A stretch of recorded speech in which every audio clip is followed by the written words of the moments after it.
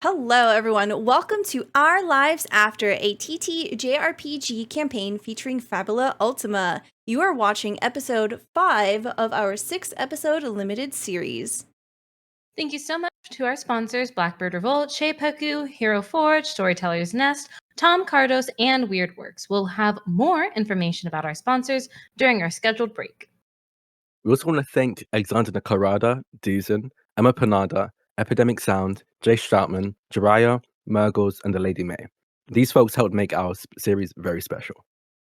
We will have our content warnings up in just a moment. As a gentle reminder to please take care of yourselves, and if the show becomes too much, we encourage you to step away for a moment to make sure you're okay.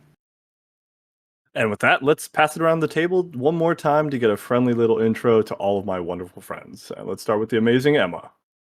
Hi, it's me, the amazing Emma, also known as the amazing Emma Panada. You can find me on Twitch and Twitter at Emma Panada. I'm also writing a TTRPG called All the Witches. You can find information about that at allthewitches_ on Twitter. Let's hop over to Drac. Hi, I'm Drac or Draconics, and today I'm playing Adana Marseille. I use he, they pronouns, but Adana just uses any. Don't really mind or really care. I'm very excited for today's session. I think it's going to be intense. I'm going to throw it over to Alex. Hello. My name is Alex, and I use pronouns he, him. I'll be playing Loveless, who also uses he, him pronouns, and I'll pass it over to Liv. Hi, I'm Liv. I use she, they pronouns, and I am playing Cielo and Rio, who uses she, her pronouns. And then I'm going to give it to Piper. I'm not just going to leave Piper hanging. I'm going to put it gently. I'm taking the mic, and I'm very so gently putting it on Piper's hands. Piper, go! Thank you. Hi, I'm Piper. I use they, them pronouns, and tonight I am playing Sinclair, who uses he, they pronouns, and I'm going to pass it on back to Stella. Hi, I'm Stella Luna on Twitch, Stella Luna TV on all other social media. Today I am playing Viscera. We both use she, they pronouns. Before we continue, we want to take a moment to talk about ways that you can help Palestine. Please join us and millions of other people in global solidarity for an immediate call for a ceasefire. We've collected several resources for easier access, and you can use !FP for Free Palestine at any point during the stream for these links. Let's have a real quick recap. And with that, last time on Our Lives After, we begin the session outside of Refnell Village as Sinclair and Nadia explore the fields and forests looking for necessary supplies for the village. And they have a cute little conversation about what found family and actual family is before it's cut off with some poison ivy-like substance. Back in Refnell itself, Viscera and Adana meet the adventurer known as Kryden, who's out for revenge, as well as their witness, Inni. And a small tension kind of erupts before Viscera backs down, and Kryden continues on to question Hale about the Mesk and basically their father. Overhearing the conversation and it being a bit awkward, Viscera prods for more information from Hale, and it leads to even more tension as Hale is basically like, Nope, fuck you. And all the while, Adana is playing with their newly acquired cards. And after a bit of tension, Viscera leaving the space and the two coming back together, some information is kind of processed about something that Adana may have seen or has seen in their room the night before, as well as a potential understanding of how they may have passed in their last life, that of murder. On the other side of the village, as Cielo and Loveless are still speaking with Falls, they learn a lot about Dwarven culture, about missions, priests, livelihood, lifetime, and about the Silent Coast and this mission of Falls to basically create a sound dampening device. The reason why Falls has come here is because it's quieter, and yet there's still sounds coming from east of the Nelm Mountains. After kind of chatting Falls' ears off, the team leaves Falls' home, or at least cottage for now, and Loveless kind of creates a random concept of what might be happening, and then kind of tones it back, and Cielo comes in with a very good conversation about what should we be doing, how should we be doing it, and kind of centralizing and focusing ourselves. And the session kind of comes to a close as the group kind of comes together back at this town. Different parties kind of merge. Conversations are had between understanding what a witness is to inspiring a formal guild leader, and it is all abruptly brought to a close with us disturbing Crichton, who's trying to have a very nice reunion with their father's home. And with that, I'll hand it over to Emma. If any of our live viewers would like to interact with this game, please use the command !surge in chat for more information. We hope you'll enjoy the show.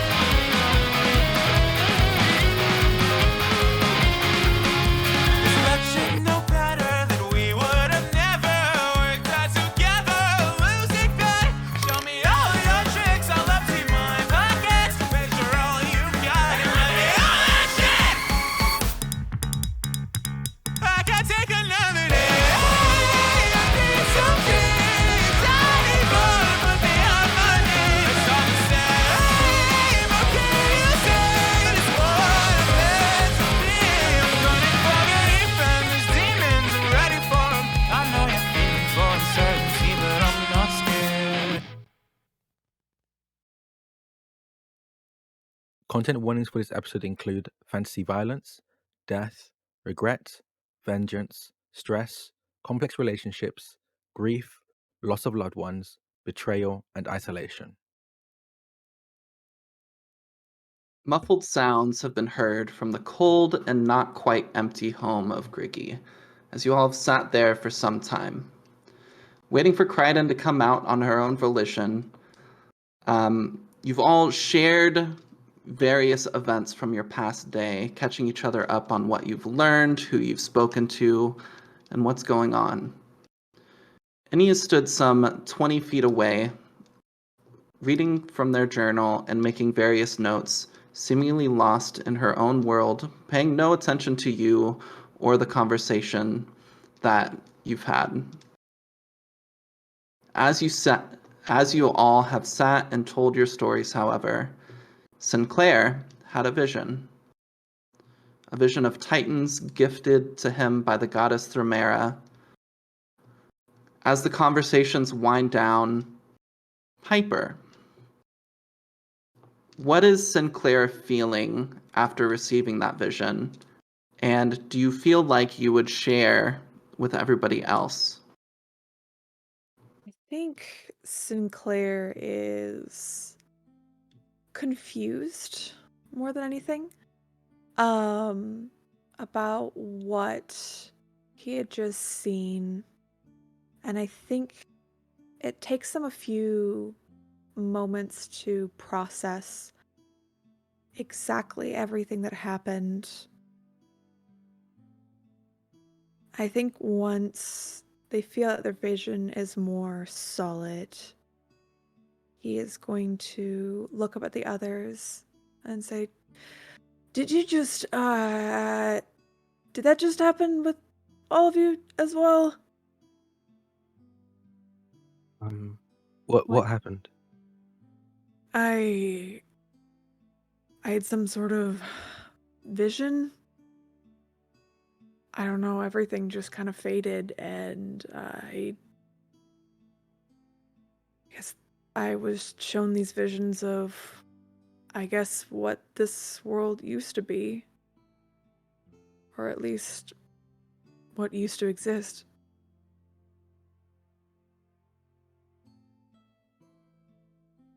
Mm, You didn't see that?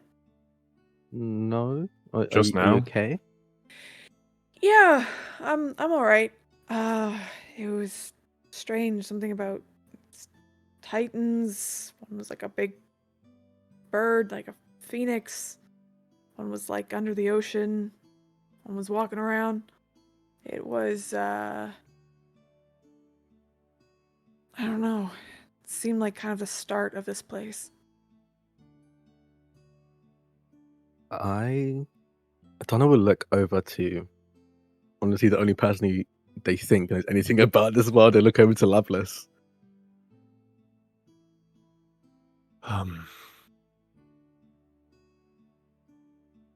When you say you saw something, did it feel real to you? Did someone speak to you? Did something speak to you? I think it was the goddess who kind of showed me these titans.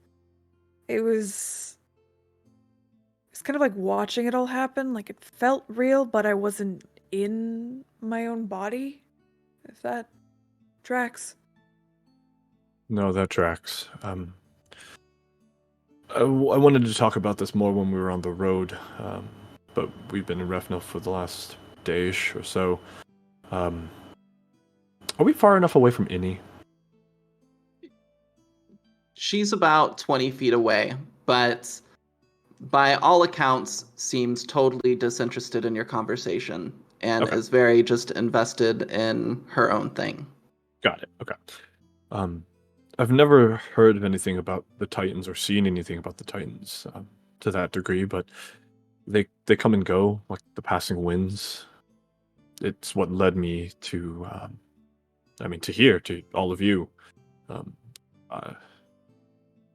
Did you get them often? Not at all, really. Quite rarely, in all honesty, which is why it's kind of difficult, to be honest. I wasn't sure if I was actually going to make it on time.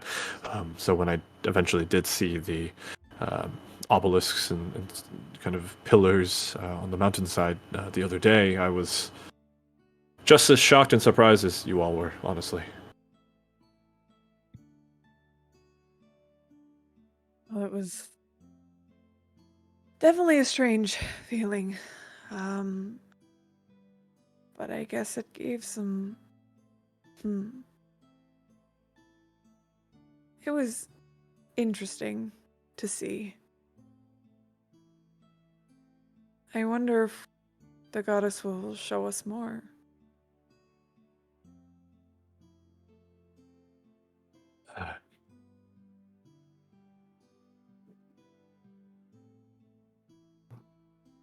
As you all sit there, the sun hangs low in the sky. Bright colors of orange and purples kind of fill the airs above you. As finally, Crichton steps out of Griggy's home. Similarly, as the last time you saw her, she's not wearing her armor.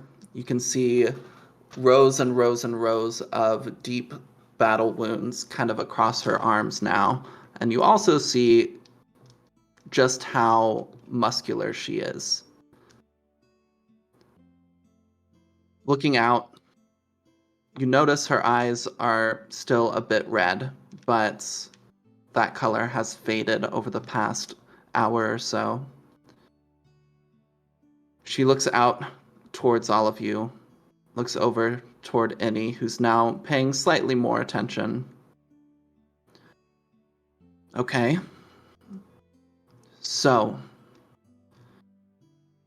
information. What do you want?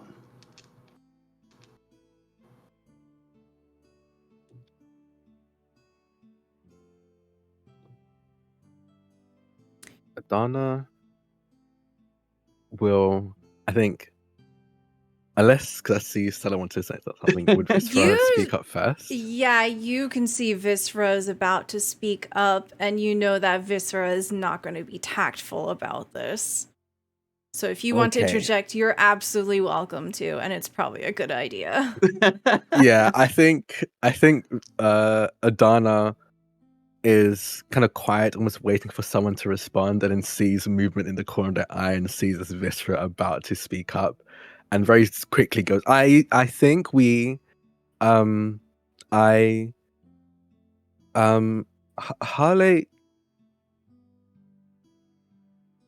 I don't know what happened really, what went down months ago. So I can't say we know what's best, but Harley seems to care about you, and they said the best thing we can do is convince you not to go after the mask. Holly is old. She is worn. She is battered. She's seen a lot in life. But there's a lot she hasn't seen. And a lot I have. I know what I can handle much better than she does. So I appreciate her concern. I know she has some sort of past with these people. But I'm not interested in the past. I'm interested in right now. And right now, I'm gonna kill the person who killed my family.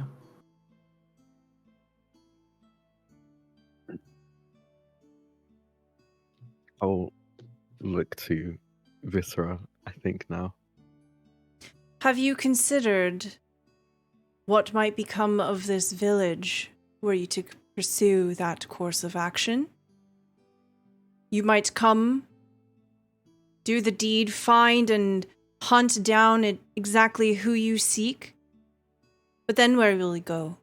You will not stay. You will leave. And what will become of this place? Bro, you can't just type.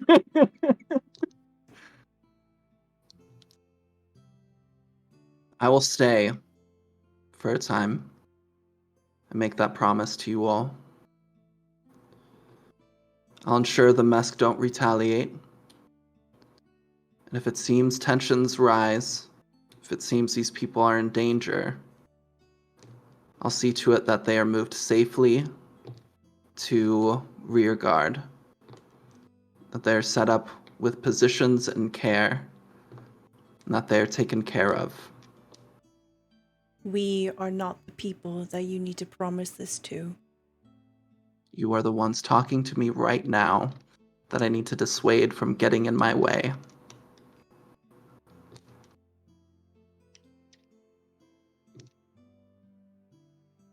So you will do this without audience, the people that it might affect the most? They are welcome to come watch.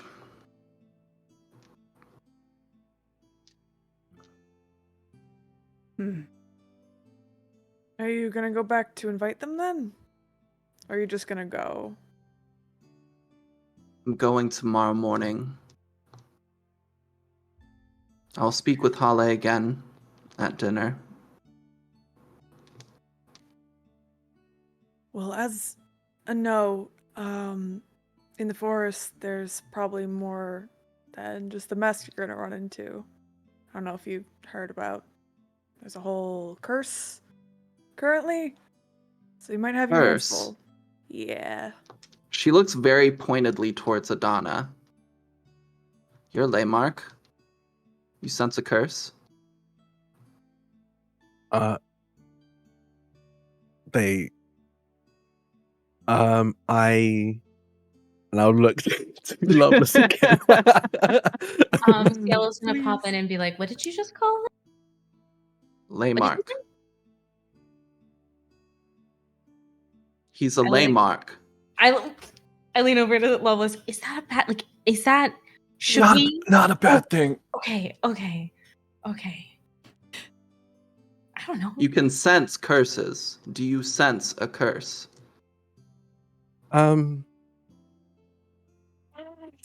Yes. Give me a deception roll. Sinclair, very short in the background. I stage whisper. Let's see, hold on. I said deception, but that's not. I don't think that's an act. Yeah, not discretion, because that's probably persuade. Yeah. Okay. While you roll this, thank you so much, Pat Draws, for the Soul Surge level 2 to Emma. Oh my gosh, I'm gonna use that for such evil things. Thank you. Let's go.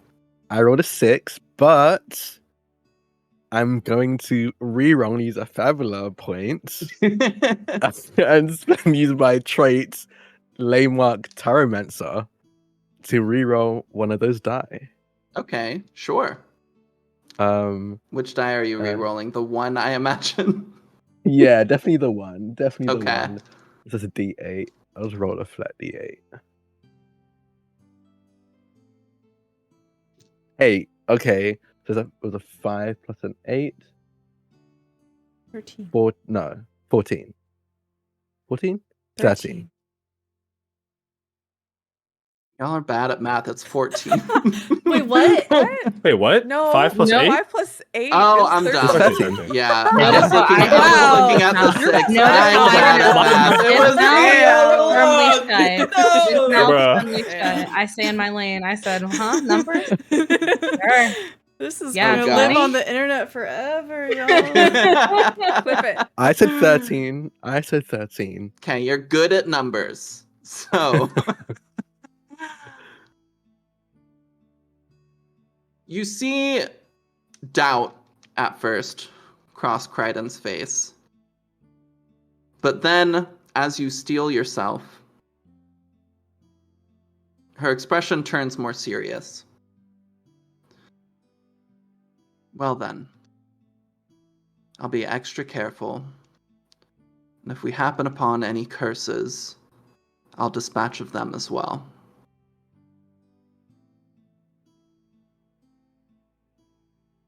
Okay. And you all might be able to prove handy in that respect.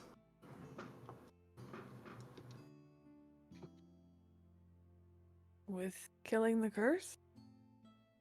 Curse appears as I'm dealing with my business, and you all assist in its release. I'll pay you 2,000 Zenit for your trouble. I lean over to Lovelace. Is that a lot? It's a good amount of money.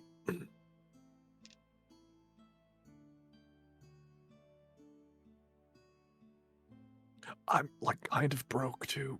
3,000. What did you say? 3,000. 3,000 then. Wow, if I'd known you were this desperate, I would have asked for more. You should have. Okay, why are they getting kind of hot though? I was here for the muscle. It's the marketing girl boss coming out. That's why.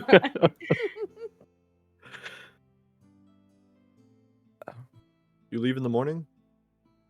Yes. Break of dawn, or do we get to have breakfast first? You all can have breakfast. I have rations prepared. I'll eat those and be on my way, so that once I'm done, I can rest. I'd like this over with as quickly as possible.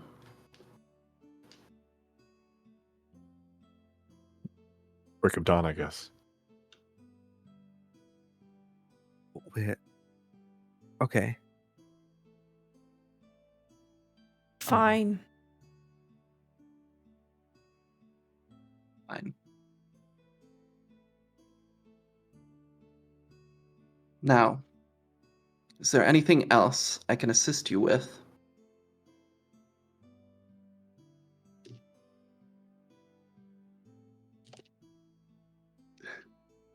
I think we're all just kind of squinting at Kryden. It's like Adana just wide-eyed, just like is feeling very awkward in this situation, I think. But we'll ask, is it just going to be us and the two of you then? They look at Innie and as well as Kryden. I imagine Innie will be far away when all this happens. And Innie just kind of nods. As that is taking place, however, you begin to hear footsteps coming from behind you. Turning around, you see Nadia with a strange expression on their face as they're looking around at all of you. Is Everything okay? Yeah. More or less. Everything okay? Sinclair, can I talk to you privately? Yeah, sure. Turns to everybody else. I'll be right back. Yeah. As you turn away and begin to walk back with Nadia, Kryden calls out, "You." Nadia stops. "That's my father's bow." Nadia, kind of touching the bottom of the bow hanging down from their back, awkwardly. Yeah, he gave it to me a number of years ago." "Did he now? Well, I'll be needing it back." "Excuse me?" "You heard what I said."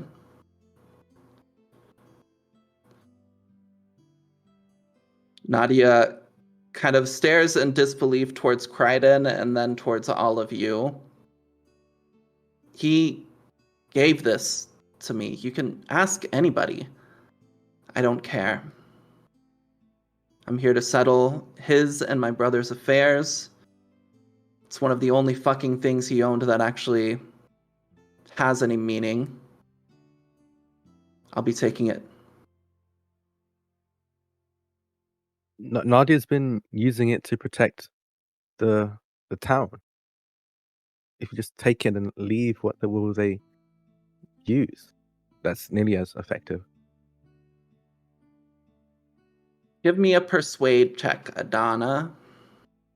Can I help?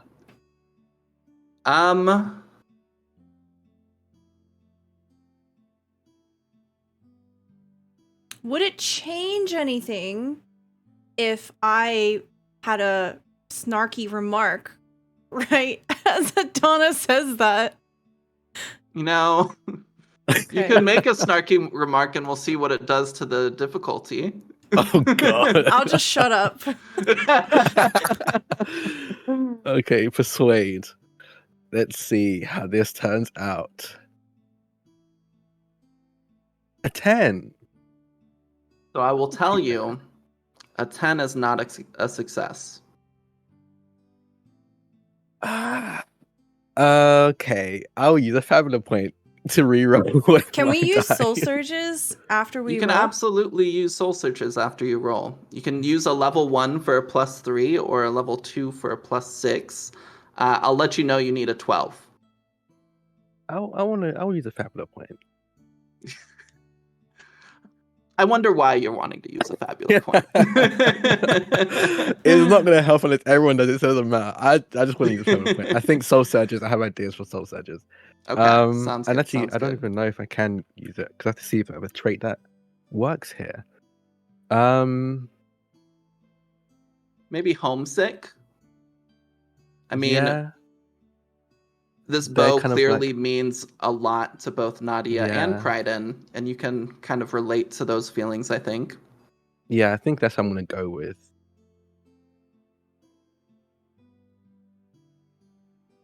And re-roll that 3, which was a D8. Let's see. It was a 3 again. It's just a 10.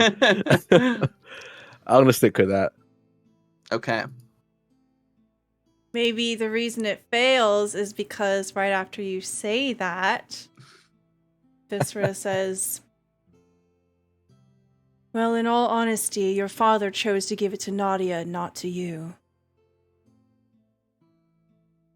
A very pointed look towards you, Viscera, before returning to Nadia.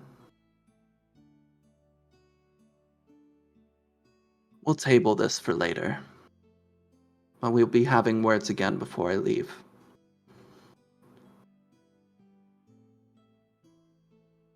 Nadia awkwardly looks around. "Okay. and then is going to start walking away again with Sinclair.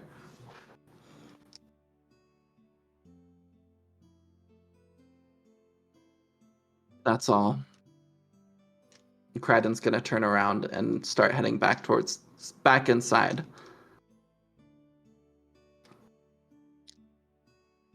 They close the door as best as she can, since the door is slightly broken now.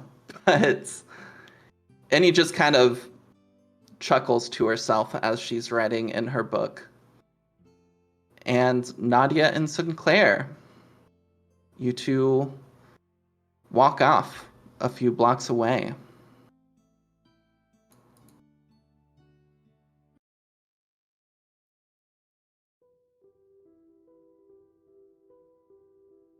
Hey, so, and Nadia's looking around just to make sure like nobody's followed, nobody's listening in, you're suitably away from everyone else. I trust you.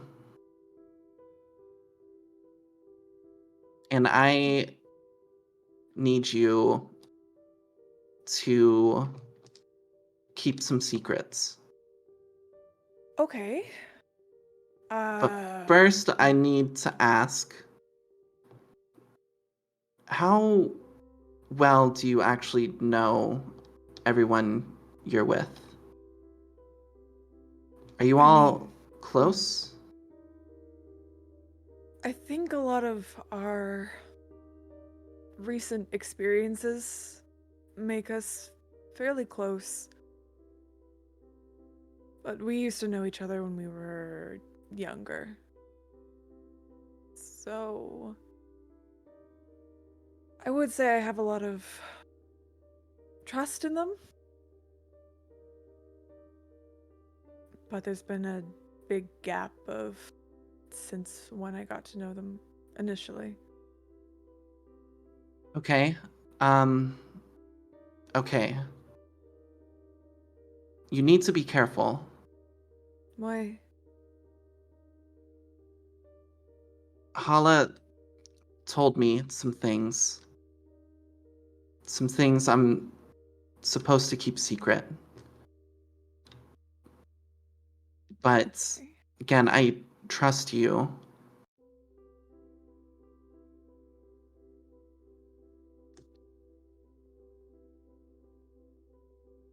Some of your group seems nice. A lot of them seem nice. All of them have been nice. Well, mostly. But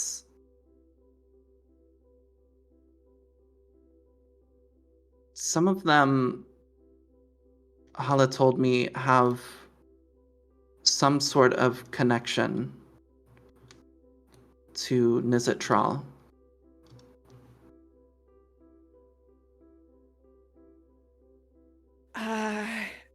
And Sinclair scratches the side of his head. You don't know what that is. Who's that? The curse that was here 40 years ago. Oh. We don't like to say his name often. Mm-hmm. And I don't know the details. I don't know what's going on, but Hala seemed scared and worried. And you're really nice and you seem good. And if you don't know them extremely well, I needed to warn you. What is the connection that Holly mentioned? I'm not sure. But Hala's one of the only ones that knows much of anything about Nizitral. And just based on the way she was talking to me, she knows what she's talking about.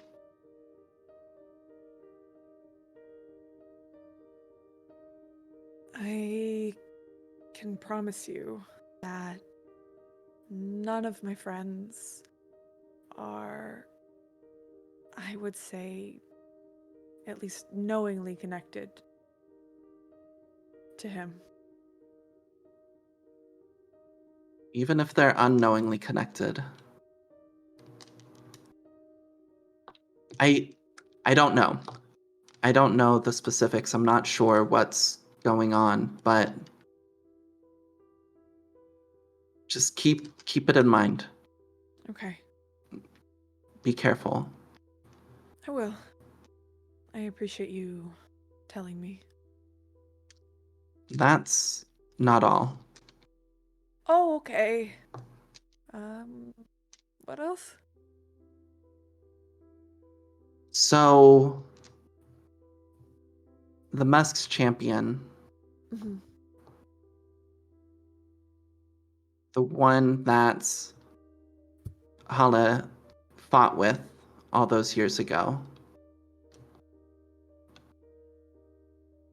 she told me that he's immortal. That they've been around since the Age of Heroes. And that they seriously should not be messed with. So, Mhm. I need your help to make sure that Crichton does not try to do anything tomorrow. Even if we have to fight Crichton to keep her away. Well, I don't think any of us want you or your village in danger. I mean, Crichton's whole idea is to, if things don't go well, is to have you all leave the village, which is, I don't think anything that I don't want that. I don't think you want that either.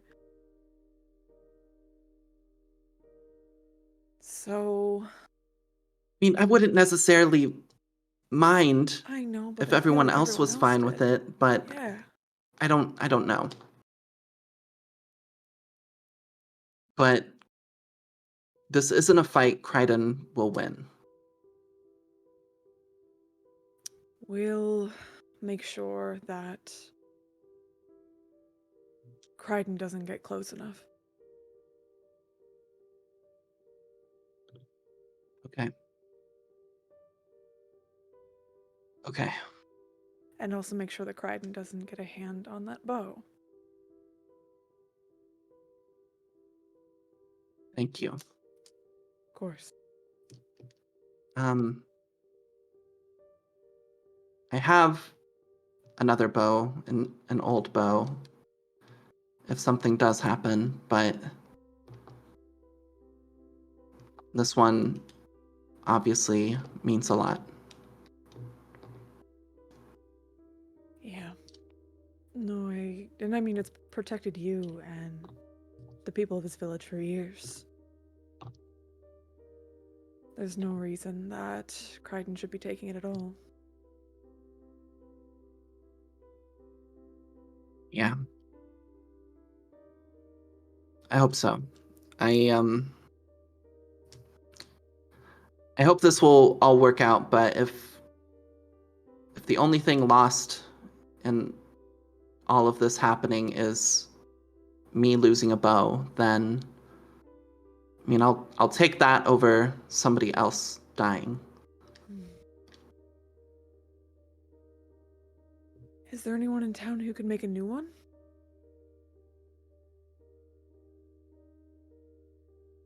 Maybe? I have my old one. Mm-hmm. If I needed to make another wooden bow, I could. But this is composite. And it's a bit above my level.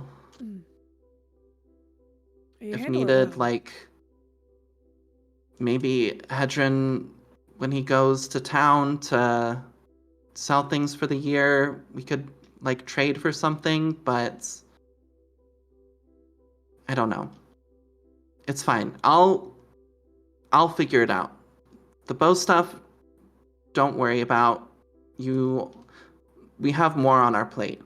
Between a curse, potentially, and Crichton maybe getting herself killed.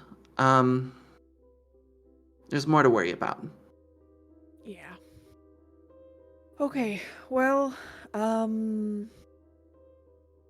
Crichton is planning on being at the dinner tonight to talk to Hale, and then most likely getting up at right at dawn. So we'll be heading out with them. Okay. I'll be there. Okay.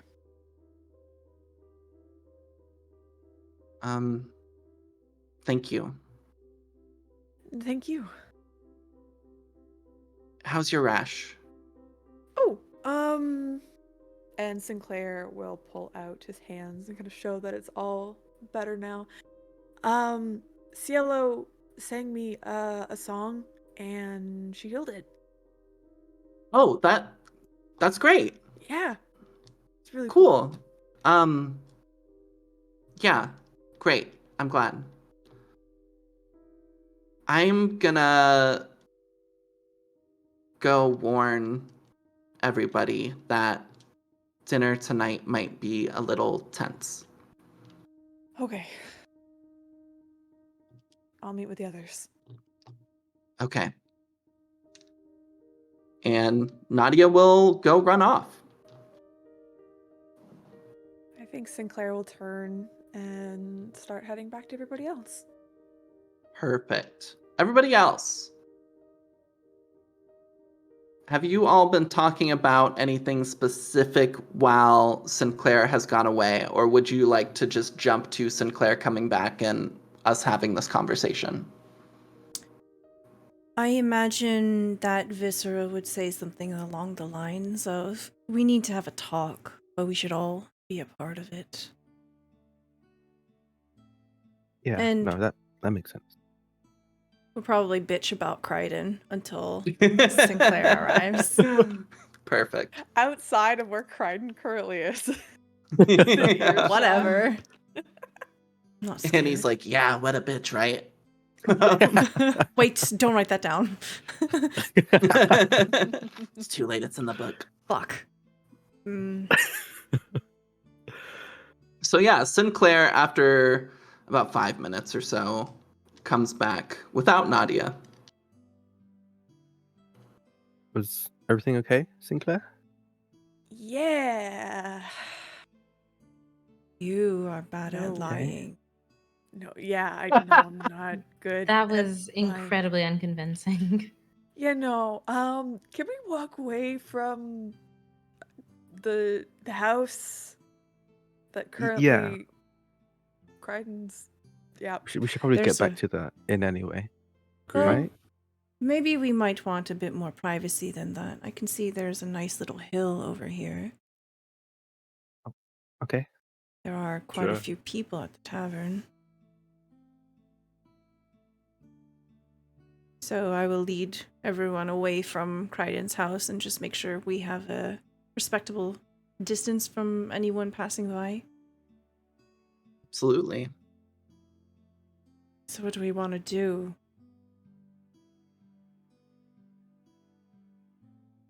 Well, I think finding some sort of way to either convince Crichton to not take on the mask would be best, because apparently the mask's champion, who will most likely be the one fighting Crichton, is immortal? Oh, Yeah. Loveless leads in. Go on.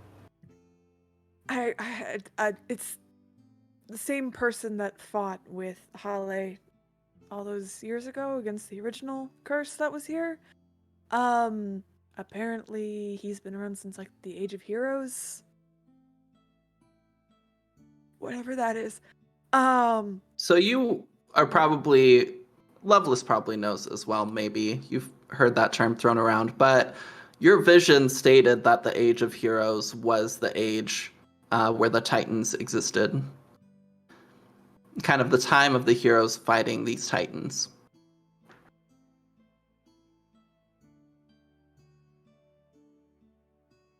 Oh, okay. So we just tell Kryden that, and then Kryden, he would want to fight an immortal, and Crichton, she'll just stand down.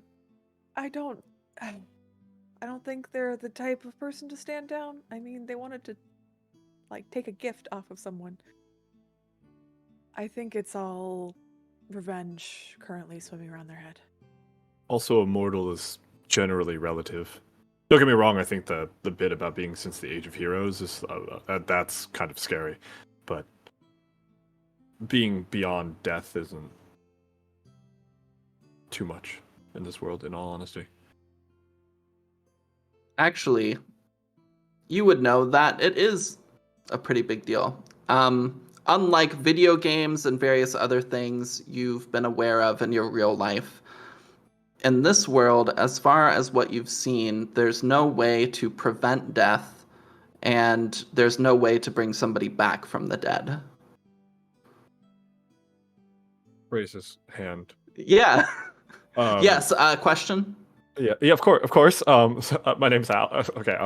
In regards to that, so I guess my question is like, what about like what I am, right?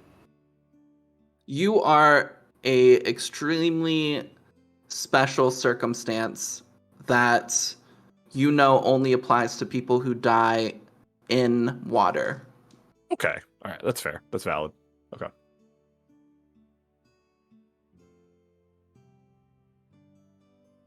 Redact my statement. That's actually kind of scary, mainly because I don't know too much about culturally relevant things on land. But Age of Heroes still, again, very scary. Very scary. Yes, sounds like it.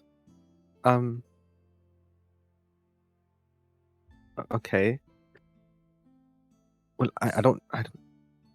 What do we do then? Do we just, like, I don't know, like, knock her out or something? What? I don't know. I don't want to default to violence. The thing is that no matter what we do in the short term, Kryden will continue to pursue this until their vengeance is met. I suppose the question that we need to ask ourselves is, do we keep someone from doing what they believe is right? What is our goal? Is our goal to protect Kryden? Is our goal to protect the people here from the outfall of whatever becomes of it? Why not both? And get that 3,000 gold. What if both are not possible?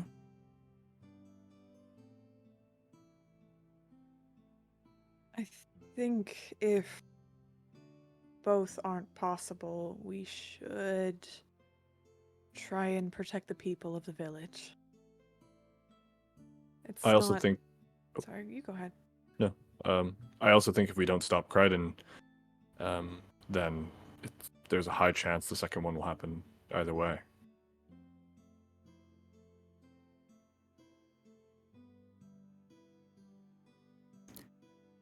I'm of the opinion that perhaps by going with Kryden, we might be able to persuade Kryden that there is another solution. I think that Kryden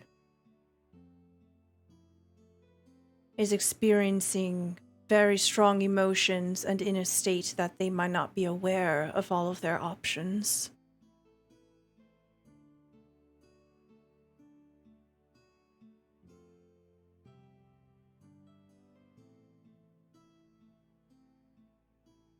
Do we know anything more about what actually happened to Griggy and Kryden's family? I haven't talked much to Hale, to be honest. Viscera blushes and kicks a rock. Hale is a steel trap. Does not wish to share information. Maybe she might be more pliable knowing that there is such a risk of the mask being, I guess, being drawn to the village. We might get Hallie to open up again. Or for the first time, I guess. I suggest you speak to Holly. I do not want to talk to them. What did you do? Nothing. Sound like nothing. Kick another rock. Oh, did you embarrass yourself? No. No? You sure? These people, they are unlike those that I'm used to. I haven't been in a village like this in a very, very long time. Okay. Sure.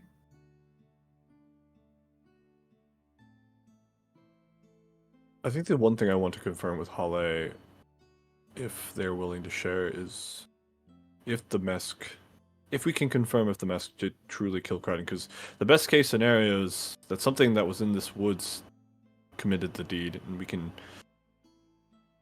at least move the blame away. I mean, Sinclair, you mentioned the curse and subsequently the fiend. Maybe. It could have been that instead. Speaking of, what's Laymark, and why should I know if there's a curse here? I honestly don't know too much about Laymark, but what Crichton said is true. That curse breaking is part of the gig sometimes. I hear they travel in pairs usually, but I don't know too much more, fortunately. Have you felt anything? Anything different? Anything unusual? Anything strange? Anything you've seen between moments of breath? I'm gonna make myself roll.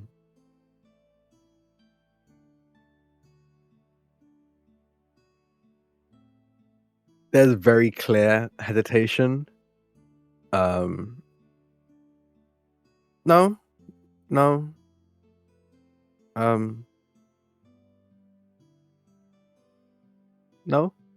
Why did you hesitate?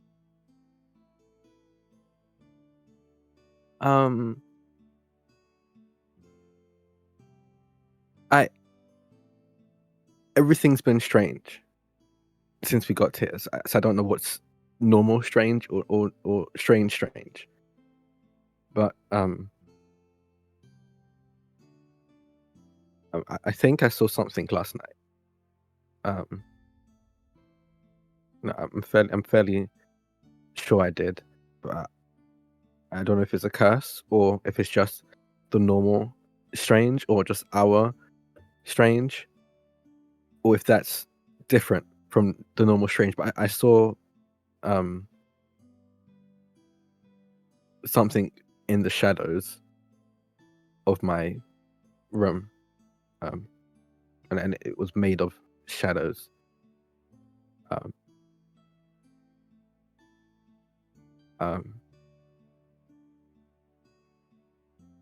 Yeah. I don't know if it was a curse or not, but it was terrifying.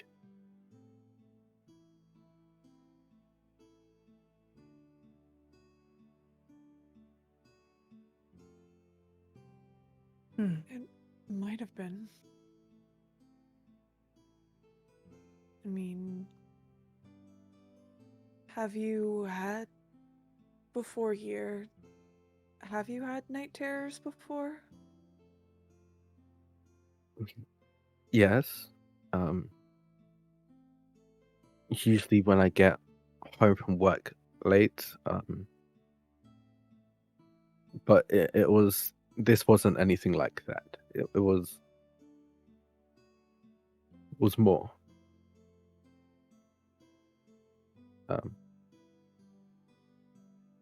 And it showed me things. I saw things.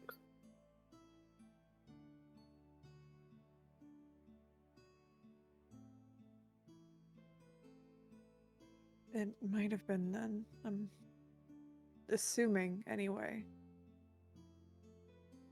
I feel like there's not a lot of coincidences since we've gotten here. Everything's felt very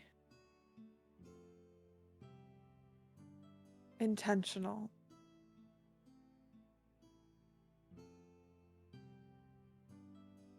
Our arrival was deliberate.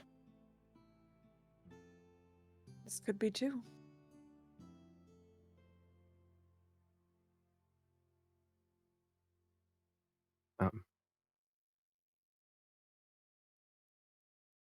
I suppose. So what do we do? Well, I think the first step is if you see whatever it was in your dream, your nightmare, made real, that you point at it and let us know right away. Because at least in that, you have some advantage. But Yeah. beyond that, I say we call a vote. Do we go with Kryden? We can decide what to do to and with Kryden while we're there.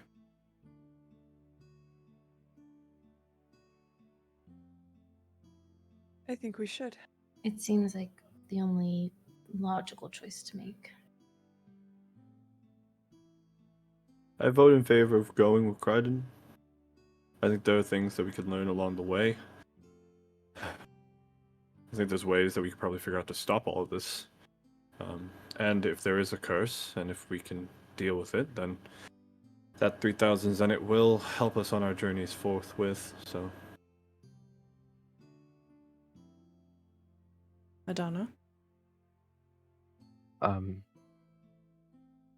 mean, the majority, yeah, we should go with Kryden.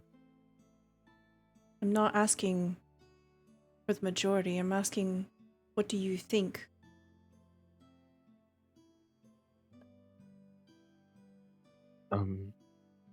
Yeah, we should go with Kryden. Fine. Well, I suppose we go join for dinner? In the short term, I think that'd be best. We rest as much as we can today. Tomorrow will be a long journey into Midminster.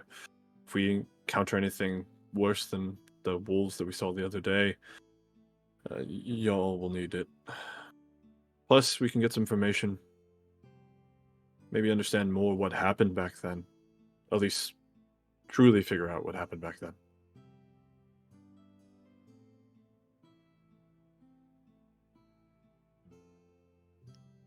Okay. So, after having your conversation with one another, you all step off, heading towards the inn. The sun is largely set now. And which of you is which of you is a stargazer, do we think? Lovelace, you would know this already. I'd say Adana, but purely because I don't think they're sleeping, or at least not sleeping yet. Yeah, we're not sleeping yet, but as you travel back towards the inn, you're taking some breaths to yourself in light of these heavier conversations and decisions being made and kind of the weight of the moment. Looking up at the sky, something peculiar stands out.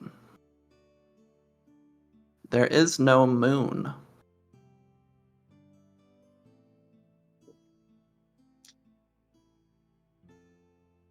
But Adana? oh, go for it. Adana will kind of, I think, just be looking at the sky, taking note of the stars and how different they are to what they remember from Earth. And then I think we'll kind of almost look back down, just kind of seeing what they can see from the sky, then realize something feels off, and then look back up at the sky again.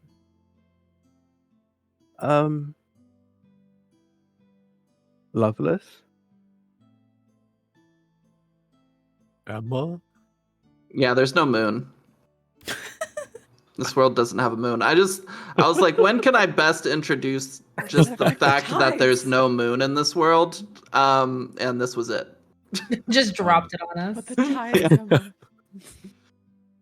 There's no moon? Is it what you're looking at? Apologies.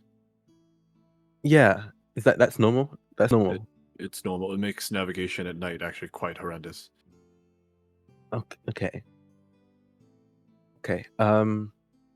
Wow. I don't think you don't really notice how important it is until it's gone. It feels weird looking up. Just look forward. Yeah. All right. You all travel towards the inn. And as you get closer, you smell what smells almost like bread. Stepping inside, your nose is met with this even stronger sense of the stew from last night, but also this kind of bready smell as you see various plates laid out. And on the plate is this large, pillowy substance. Loveless, you would have this before.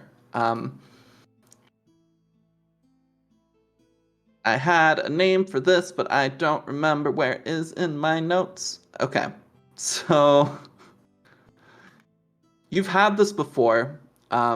It's a bread substance in a large part of the world. However, it isn't as structurally sound as bread in your world is. It doesn't have like a thick crust kind of holding it together. Instead, it's almost like a pillowy cloud.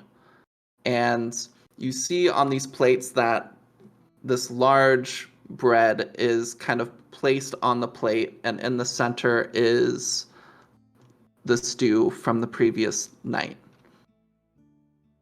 Generally, you would take different parts of the bread and kind of dip it in whatever stew or sauce or whatever else might be with the dish and kind of eat it that way with your hands.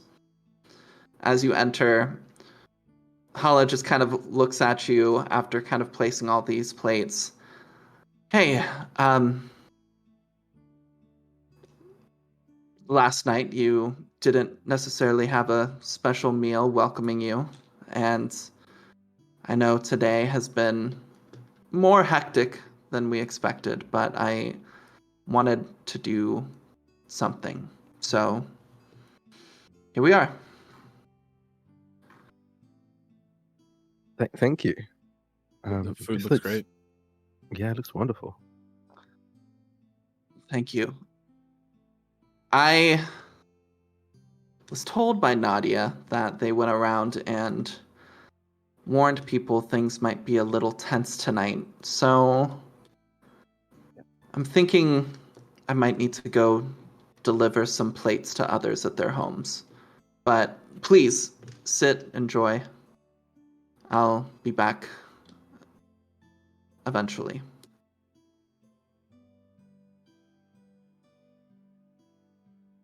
Sounds good. Thank you.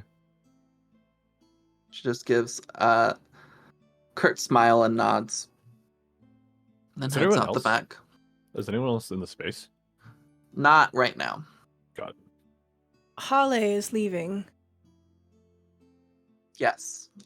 As Hale is leaving, I gesture incredulously at their back. I wait till they're out of earshot. Isn't the whole point for Hale to be here so that Kryden can talk to them?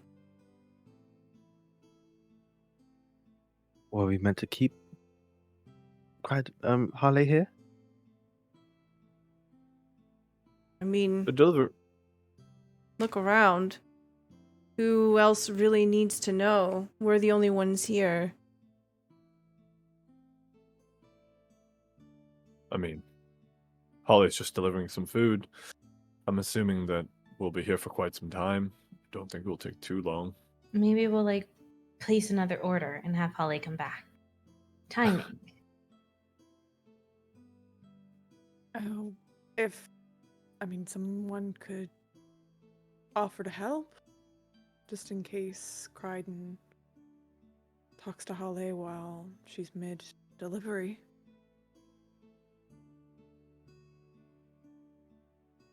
I mean, if that's the plan, I could help.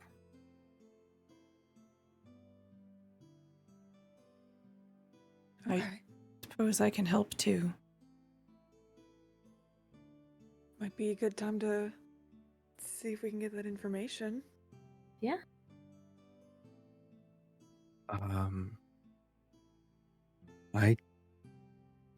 It might just be me, but I don't know where everyone lives, so I'm not entirely sure how much help I can be with the delivering of food.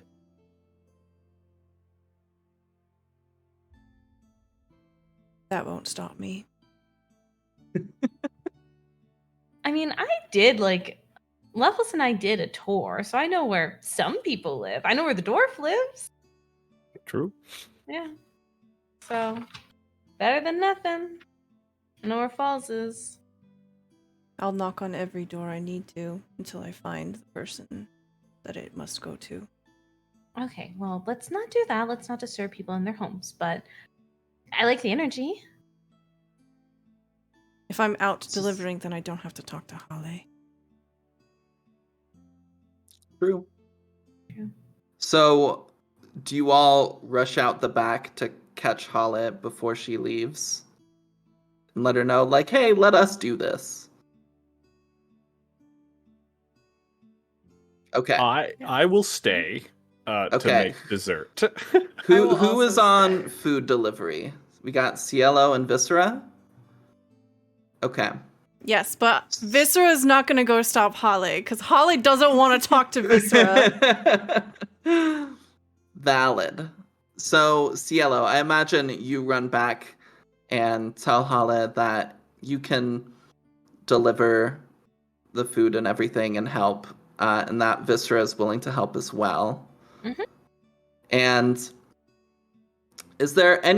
for both of you, is there anybody in particular you're wanting to have a scene where we actually play out you going to their house and delivering their food? Ooh.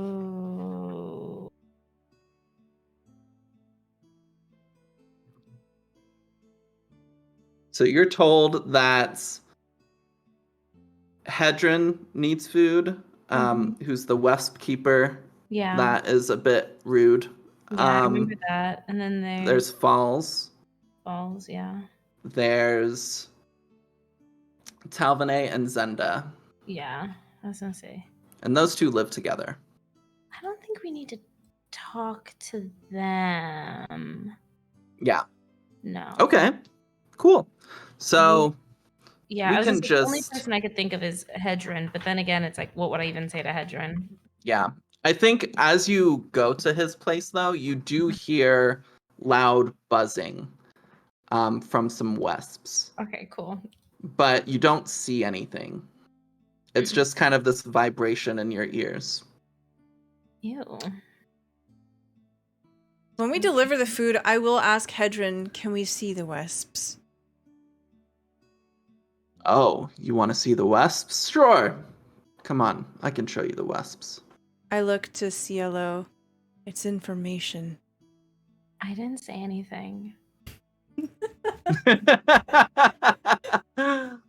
So he brings you out behind his house. And maybe about 50 feet away from his house, there's this small isolated hill with what looks like kind of a basement door on it. Like, you know how some old houses have the basement door on the outside? Heavily featured in horror movies. So as you walk up, there's this fairly well taken care of wooden door just kind of on this hill. And it has a lock on it. And Hedron gestures, says, "Here it is. Here." And he reaches down, like unlocks this, and kind of opens it slightly, enough that you can see inside. And inside, there's something glowing. Something's bioluminescent, but you can't tell. There's not like a candle or a fire lit in there. But as you take a small peek, you do see some wasps. Now, wasps, imagine wasps, but the size of like a Saint Bernard. Very large. And you can see them all on the walls, moving around. No, not the walls. No, no. Everybody, it's been so fucking great. It's been fantastic. Okay, we don't have to get too much into I'm detail. joking. I'm joking a little bit. I'm more just shocked than anything else. Yeah. Wait, no, is this like a cute, like kind of like Avatar Last Airbender thing where it's like a hybrid of like a Saint Bernard and a wasp? Or is it No. it's just They're a like this- giant bug? It's like if anything, it would be a combination between a wasp and a bee. But they're the size of a Saint Bernard. Is it fuzzy? Yes, It is fuzzy. It's worse if it's fuzzy. But he opens the door a little bit. He's not trying to let any of these out. Let them out. They're the size of Saint Bernards. Yeah. You need to go for a walk. It's not okay. I'm gonna be honest. It's not the fact that it's a bug. It's not even. It's the fact that they're the size of a Saint Bernard. It's the fact that they are both of those things and on a wall. That's unacceptable. Yeah, The it seems fact that this they can hill get- is like it goes down pretty far. Like this hill is like a large mound. And this is just a very like deep kind of hole cavern thing that seemingly Hedron takes care of. And you know his family has been doing this for a long time. And yeah. So eventually he closes this door and relocks I it. will actually put my hand on Hendron's hand and close the door for him in advance. Okay. I want to sit here and say that, like, really quick, just checking with the table. Me, the player, Liv, I'm a-okay. Cielo, not okay. I Okay. think Cielo is like clinging to the back of the Sarah Foley, just like kid behind mom's skirt, like just I Yeah. will trying not to hurl. I will squeeze your arm reassuringly. And I will say, How cold are your fingers? they're I so feel- cold. They're I knew so cold. I knew it. Ice cubes. I fucking knew it. You want me to frost your drink? Like, just let me know. No, don't just finger my cup, dog. What the fuck? No further questions. We have other deliveries to make. Goodbye. Iconic. Incredible. So As we're leaving, I'm so sorry I asked. Yeah. Hedron is like, yeah, of course. A lot of people are shocked the first time. I imagine you haven't seen many wasps before. What are they for? They make honey and various other things. Like we, what? We use it to make ale, and don't ask me what bees make and produce. I don't know. But they do those They make things wax in this world and too. honey, and wax is also a Wax, very useful honey. thing as well. Yeah. Wax, honey. And nightmares. They make nightmares. That's true. That's 100% true, Stella. You're right. Yeah. As we're walking away, do you think that could be a curse? It's a curse on me. That's definitely for sure. Ugh. Iconic. And we never speak of it ever again. No, never. So, the rest of you still at the inn. Since Hala didn't need to go out and make these deliveries, she returns inside and sits with you as you're eating, getting you drinks and whatever you may need. Olive, do you mind if I use the kitchen to make a pie?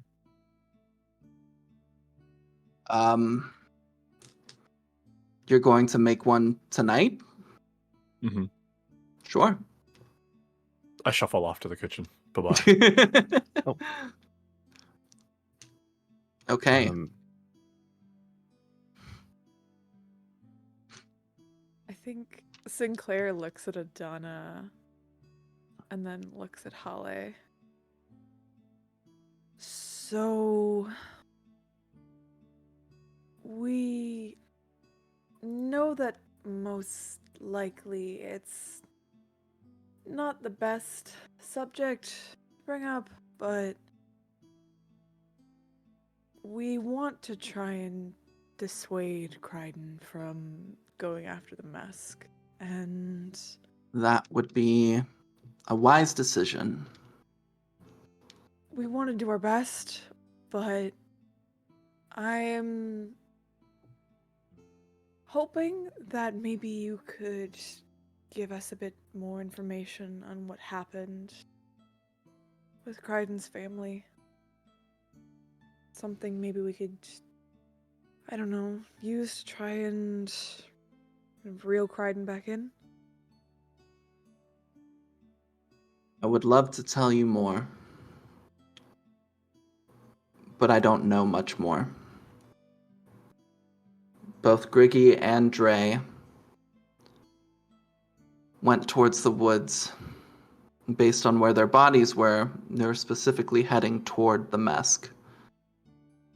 And then they were killed. I can only guess at what their intentions were.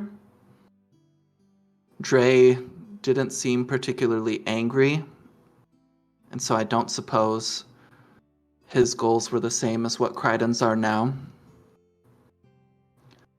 But they didn't talk to me about anything before doing so. I would have stopped them.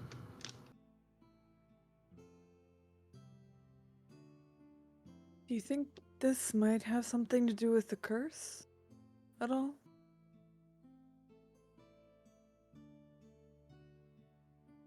Their deaths? Maybe. Or even the reason. They went out there in the first place. There weren't any signs that there could be a new curse when Griggy passed. If there had been, I could understand him potentially trying to go and talk, but he didn't particularly trust the Mask after we fought together so long ago. So I feel if he did have that idea to go and try and let them know or anything, he would have at least talked to me about it. Because of the two of us, I was on much better terms with the person we were working with. Dre, things were happening while Dre was here, but it's pretty clear that Dre was killed with Mesk arrows. So I don't think a curse was involved in that at all.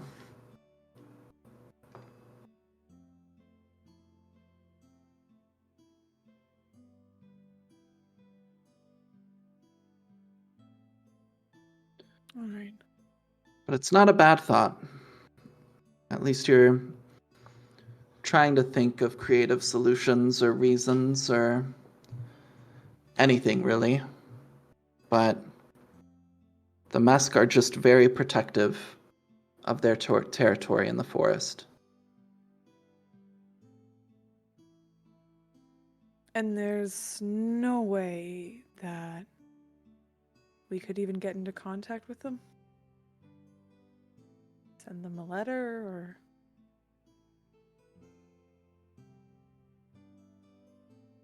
It doesn't quite work like that.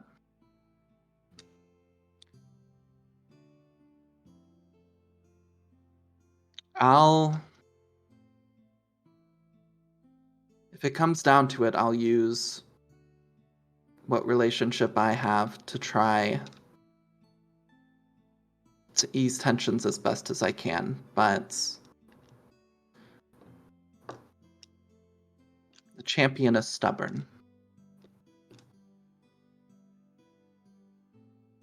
Did you and the champion have...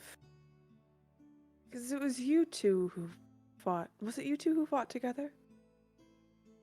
It's me, Griggy, and the champion. Yes.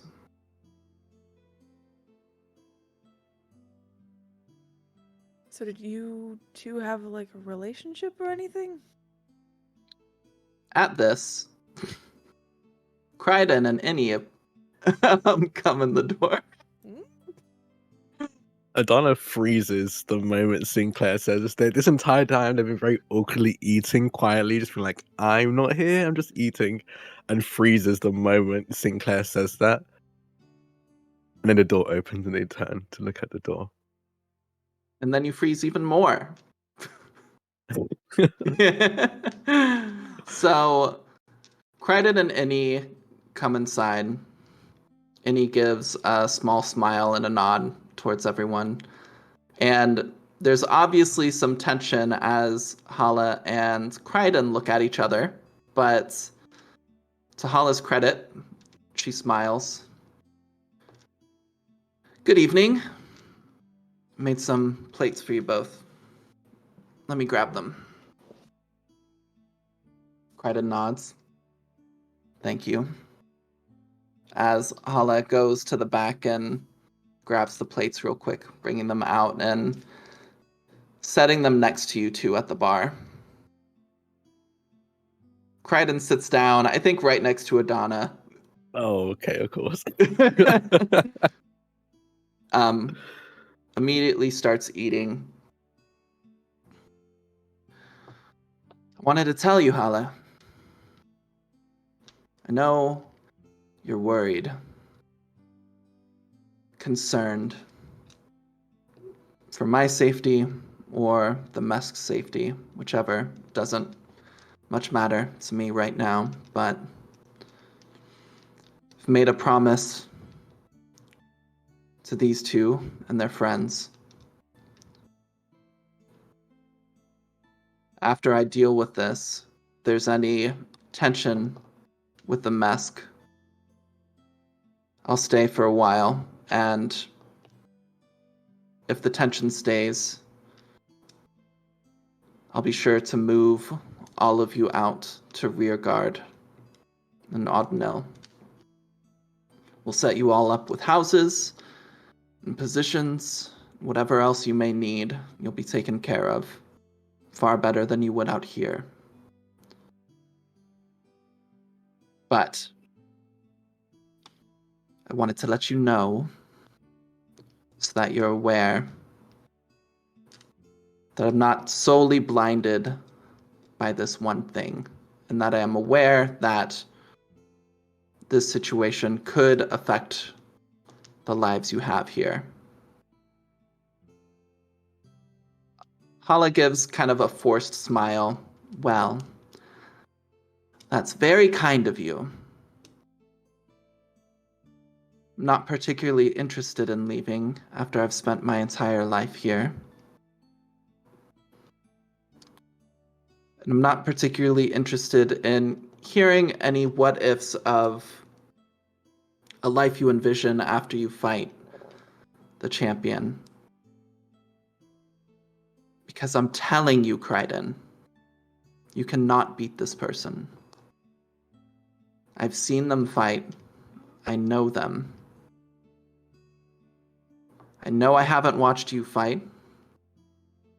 I know I haven't heard your grand tales of adventure and all of the beasts you've slain, all of the curses you've fought, the fiends you've killed. But it doesn't matter.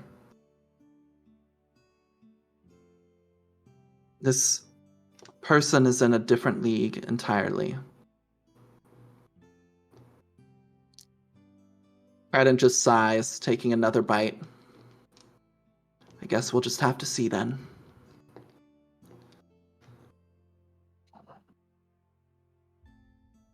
Then Donna- Crichton keeps eating, and Hala awkwardly sits there in silence, watching her eat. Donna kind of has been like shrinking more and more as this conversation kind of happens right beside and in front of them. And they'll just, I think, set their food down and turn to Crichton and just say,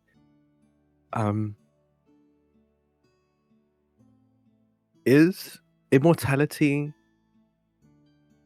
fixable? It's stoppable. What do you mean? And you see Hala gives you a very notable glare. Oh no. Like, how the fuck do you know that?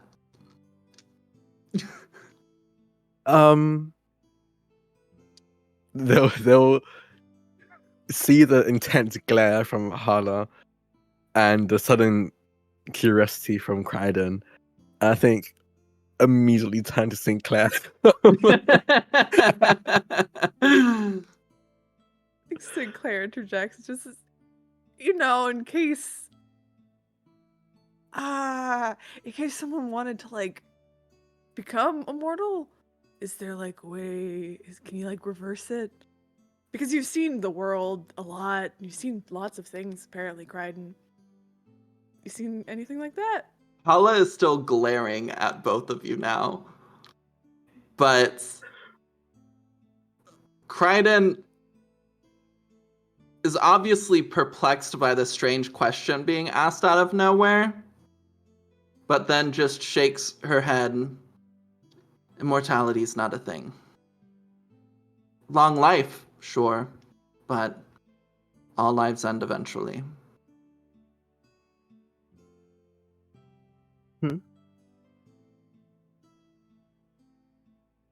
It's good to know. I have a sorry, question for you. Crichton. Innie's jotting down a lot of your kind of memoirs and stuff. Is there anyone else kind of in, I guess, your guild or anything that you take care of or help out or anything like that? I'm responsible for a large part of the guild city. But personally, since Dre has been killed, I've done my best to watch out for his wife and daughter the past few months. Okay, so who's gonna tell his wife and daughter when you're dead? I suppose that would be Annie, but it's not going to happen. I mean, everything I hear about the mask, I don't know. Give me a persuade roll. Okay.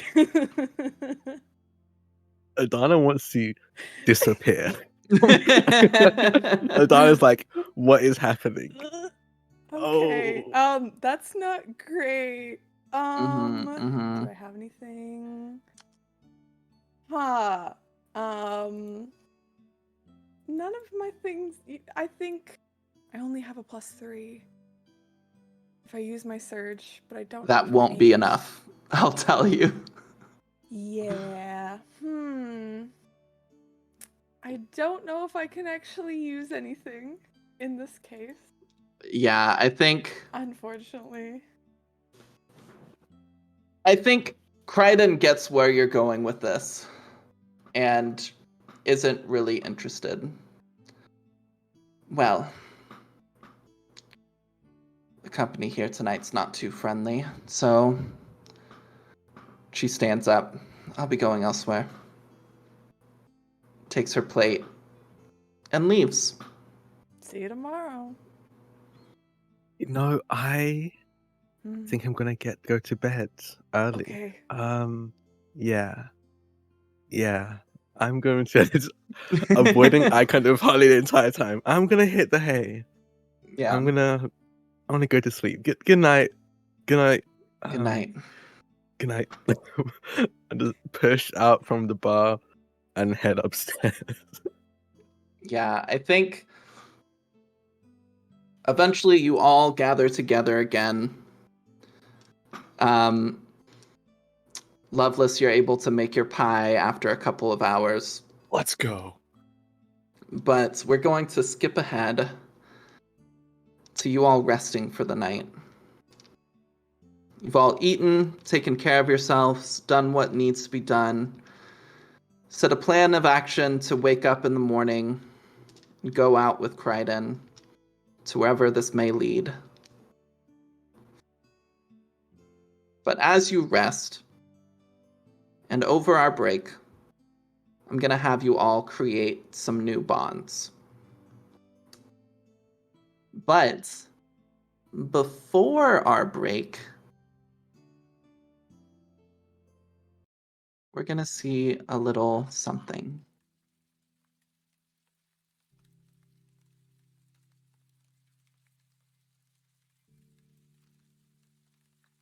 In the night, as the village has all gone to sleep, one person stirs.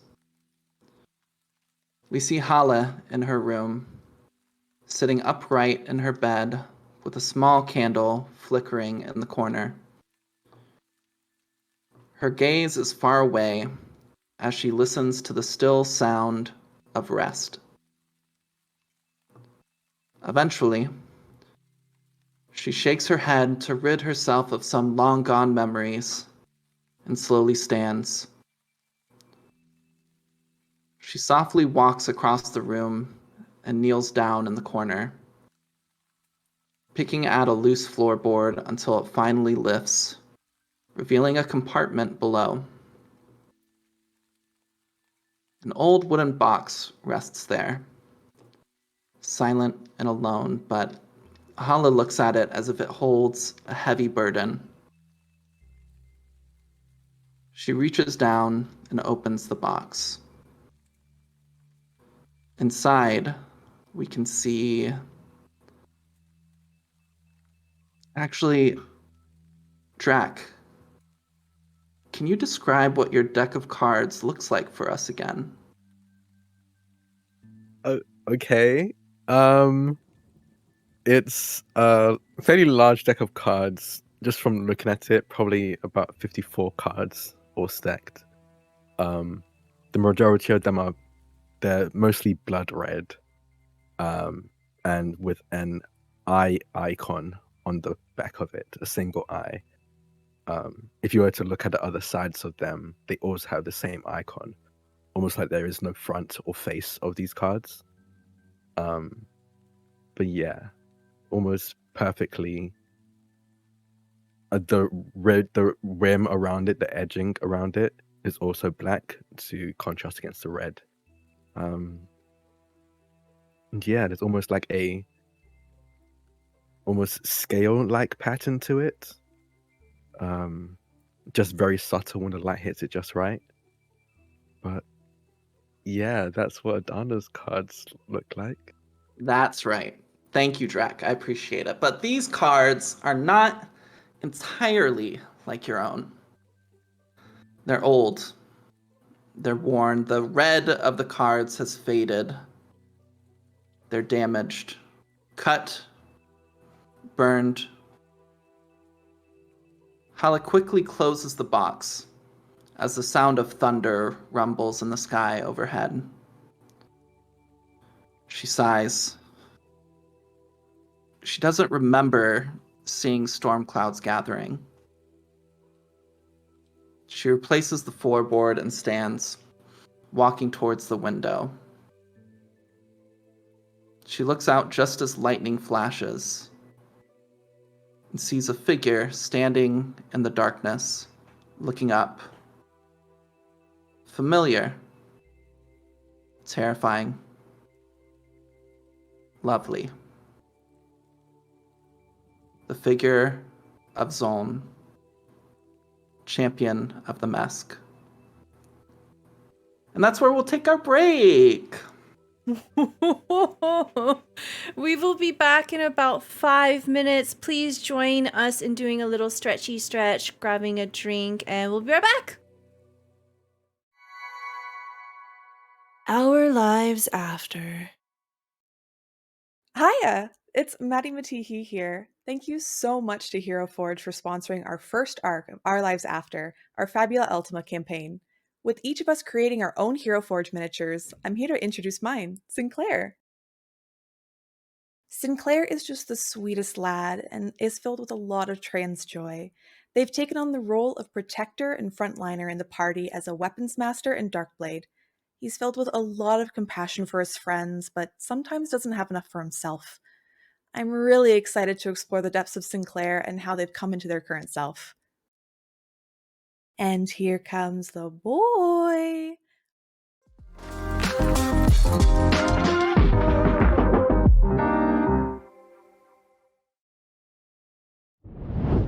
Our lives after.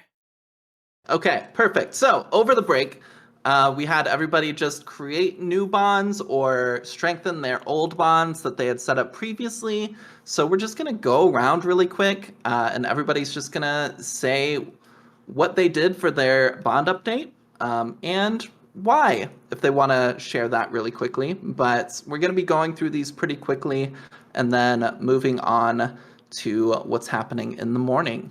So let's start with Drac. Yes. So I have a bond with Kryden now, and the bond is inferiority. It's the closest I could find to afraid. I think Adana's a little bit scared of Kryden, just how intense of a person they are. Adana's sure that they're probably a nice person in general, but this first impression is very intense, and I think that's kind of stuck with them and probably will stick with them for the rest of their interactions. Yeah, so valid. Next up, Piper. Yeah, I picked Kryden too. Except I picked Hatred. I think with how much Kryden is willing to disregard the safety and comfort of the people in the village, as well as just the people that they are close to in their lives, that really rubs Sinclair the wrong way. As well as trying to take the gifted bow to Nadia. So, nope. Yeah, that's incredibly valid. Stella. Okay, I did not pick Kryden. In fact, I picked Cielo, and I chose admiration. I wouldn't say it is pure, true admiration, but that was the closest thing. And it's because Viscera can see that Cielo's got their stuff together. Cielo's got direction, and in a situation, that's going to be very helpful. So, kind of similar to their admiration for Adana. You seem very useful with your set of skills. Love it. Alex. I also chose Cielo because of admiration, because of just the inquisitiveness and the willing to learn and be able to have a discourse within the team. I think that Loveless is like, yo, we gotta go, and sometimes it's not about going. So, and I love hand it that. over to Cielo. Cielo, did you also choose Cielo? No, not this time. But I already have a bond with Loveless, so I picked Viscera this time. And I picked affection, but I think we're all kind of like twisting the words a little bit. That's totally okay. Yeah.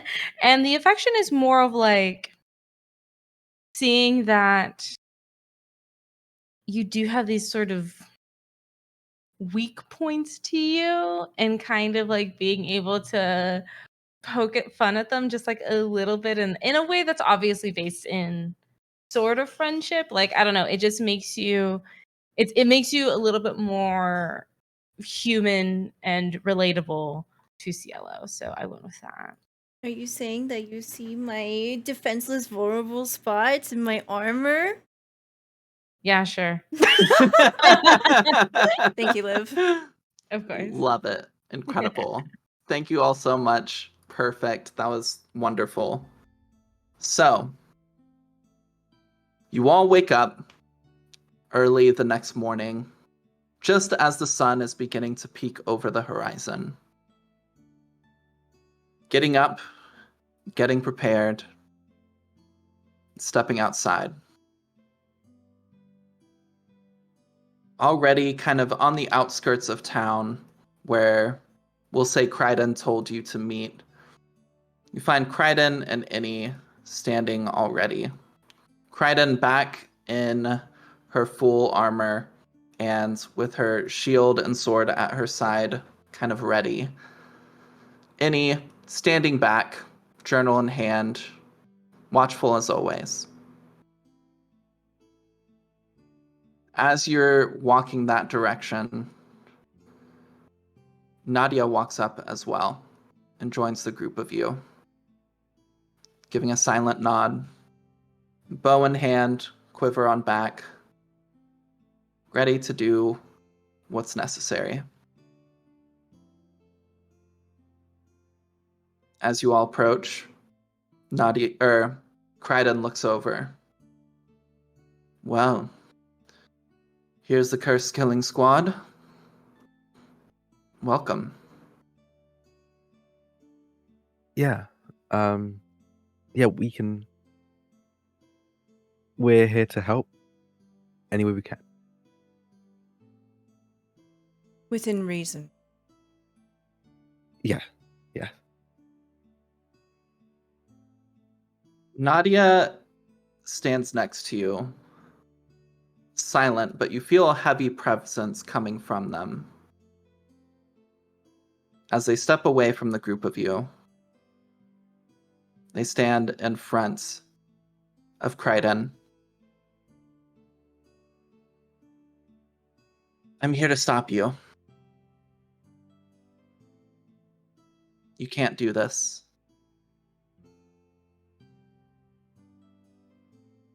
Kryden looks down at Nadia. I think you'll find I very much can, and I will. Get out of my way. No. Kryden steps forward, hand on her sword. This is the one warning I'm going to give you. I admire your guts. I get it. But you're not stopping me.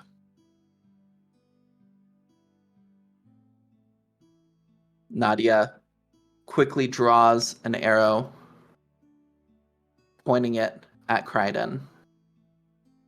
Adana would move, I think, and try to stand in between the two of them.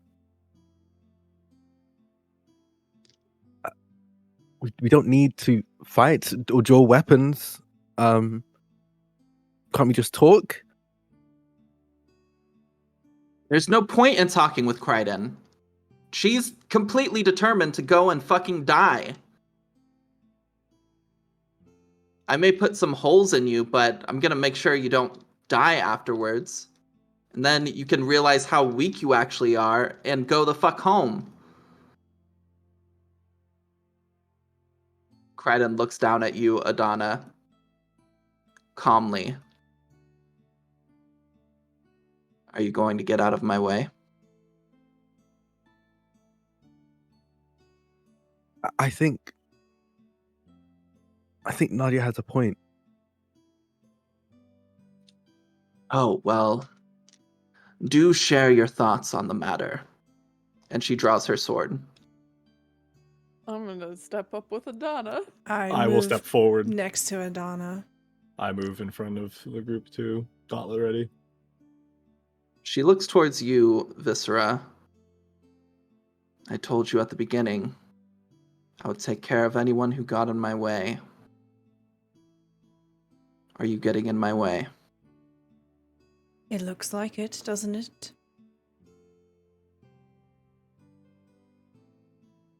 She stands up straighter, shield in hand, Cielo, what are you doing? I mean, I'm definitely in solidarity with the rest of the group. So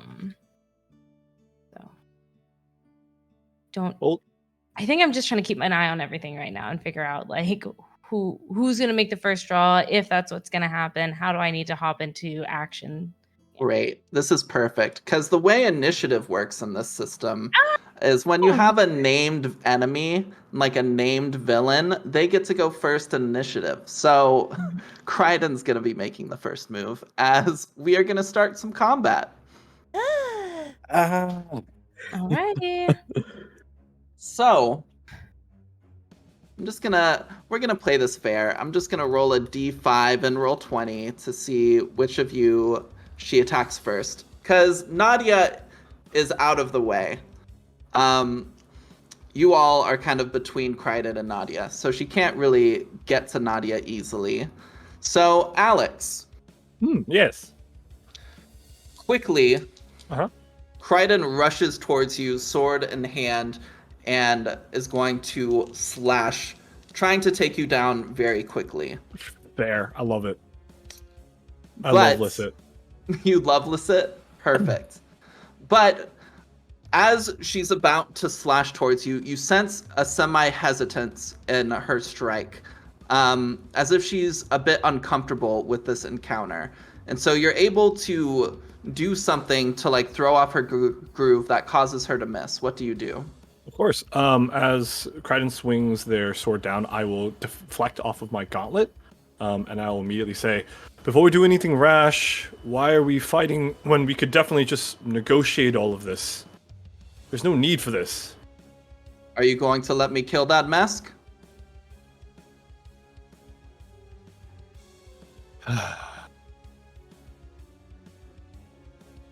I know that technically it's our turn. I don't want to go first, but I kind of want to respond with an action if that's okay from the group. Do it. Well, okay. We're getting some I thumbs will. up.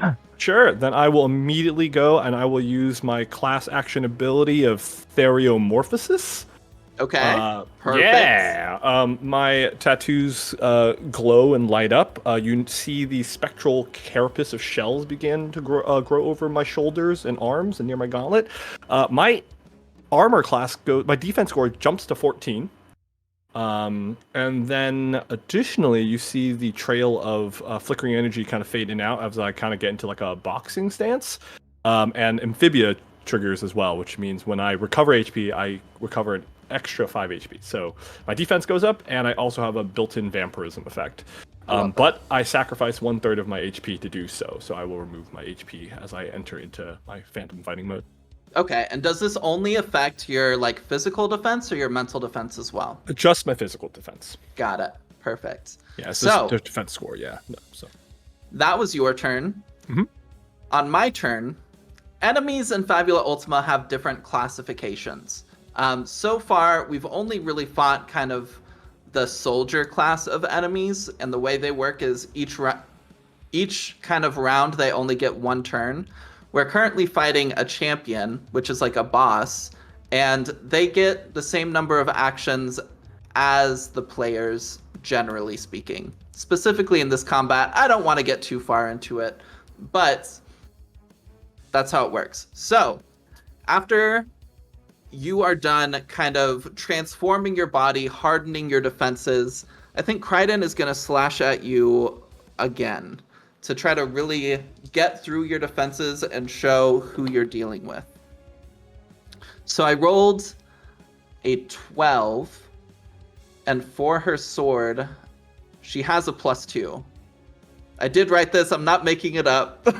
just hits. That's okay. I want to be in crisis. Okay, perfect. So you take 18 points of physical damage. Can I actually? I mean, I'm technically blocking, but I do like being in crisis. I'll take like if we could theme it, that I'll just let this sword slash sink into me. Yeah, I think you all see this sword kind of like hit Lovelace's body first and stop. But then Kryden like slams into it with her shield, and it pushes into Lovelace's skin and draws blood. So next up, who wants to go next? I have a question. Yeah. Lovelace, are you classified as undead? Technically, I am, but I believe other players' abilities that affect revenants don't apply. So like, I can still be healed technically.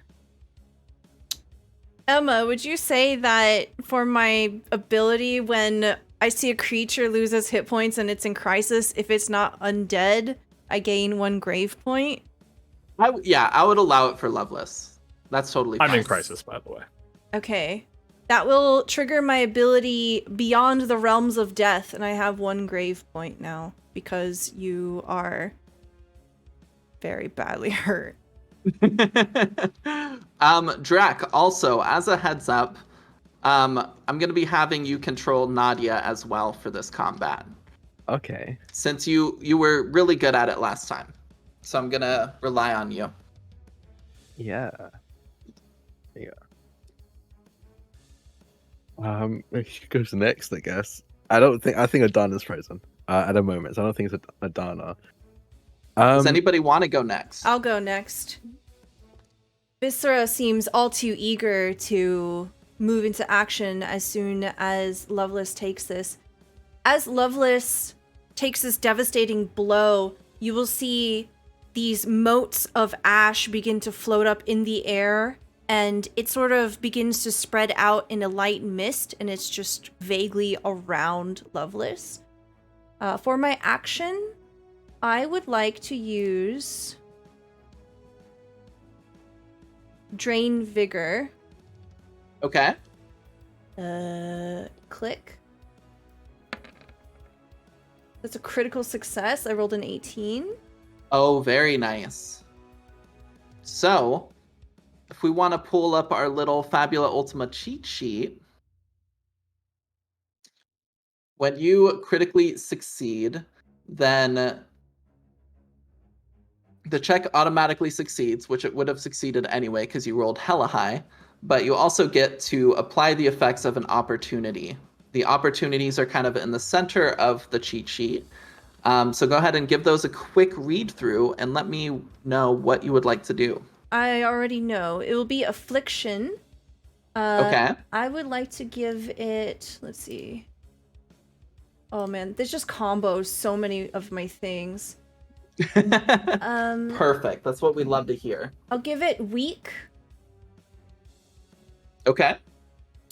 So, as I lift my hand, it takes a claw-like appearance, and red mist begins to pull from the sword at my hip, and it almost seems as if it's defying gravity, this liquid-like substance being painted through the air.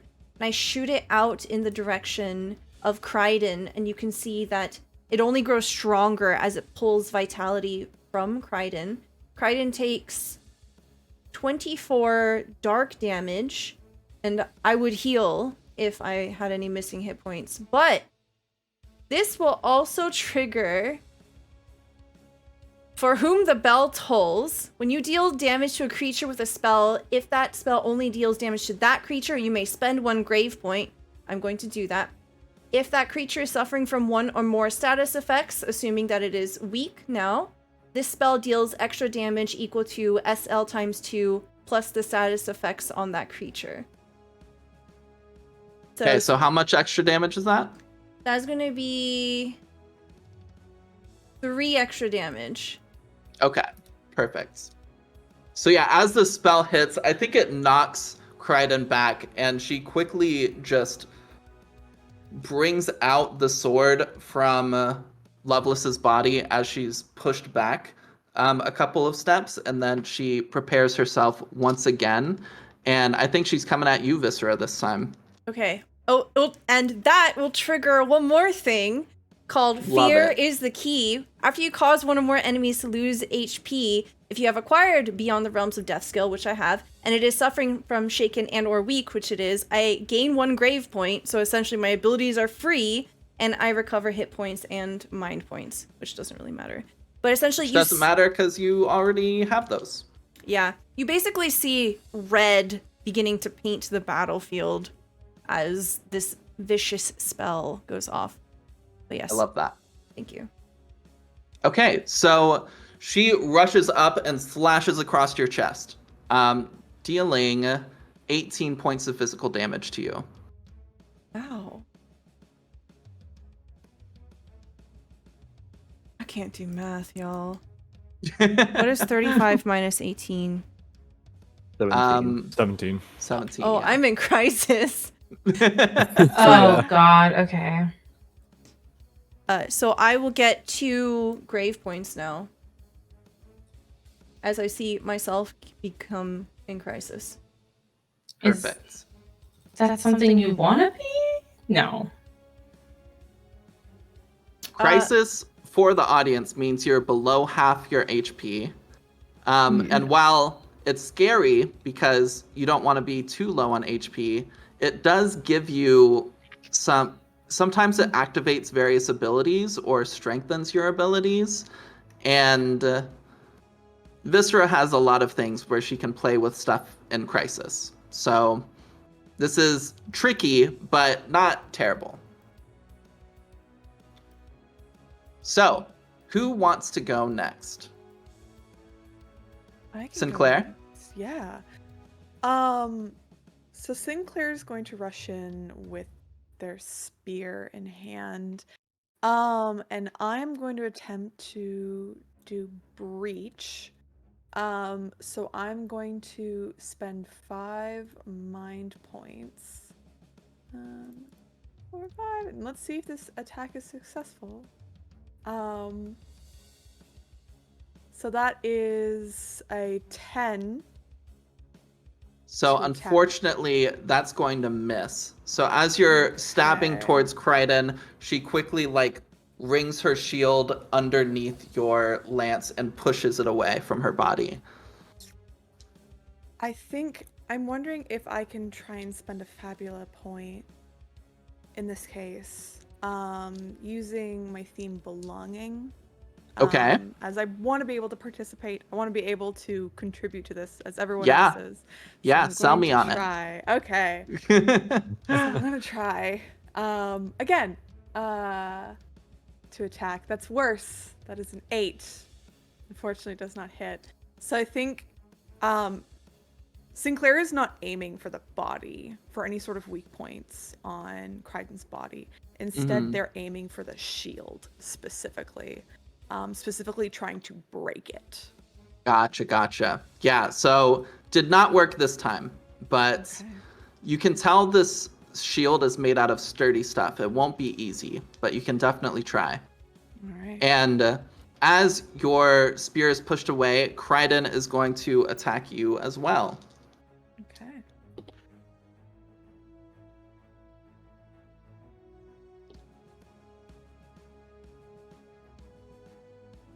I need to... Okay, yeah. So she critically succeeds. Is it an even or an odd? An even. Okay, good to know. What does that do? Please That means tell I get me. a counter attack. Oh, okay, great. Perfect. So, she deals 16 points of physical damage to you. Okay. And then the opportunity I'm going to use...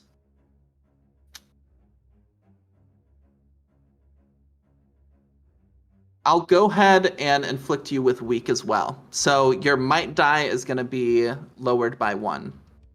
Dang. Okay. Implemented. I think with that hit, Sinclair takes a stumble back. There's a kind of large slash in his side, making it a bit harder to hold the spear up.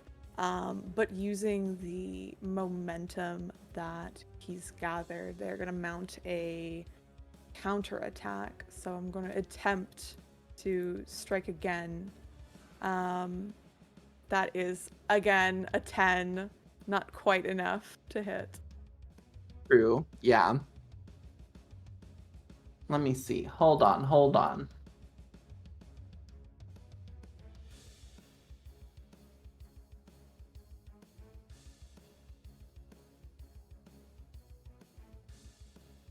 Okay, yeah. No, you can't get there. I'm sorry. Yeah, no, it's A-okay.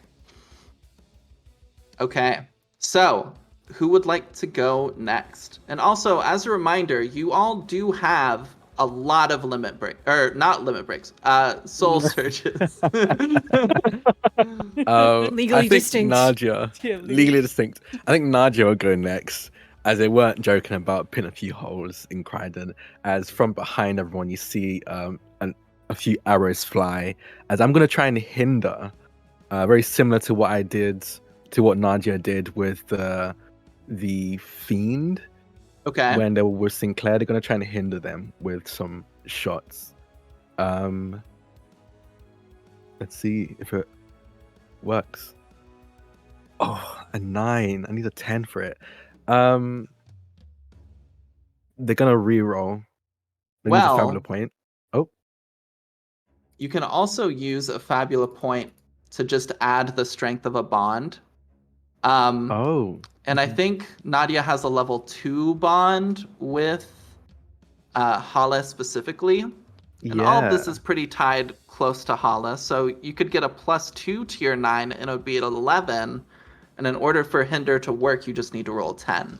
So, Yeah, I think I'm gonna do that. okay. Do I What need would to you like spend the to Fabula point for inflict?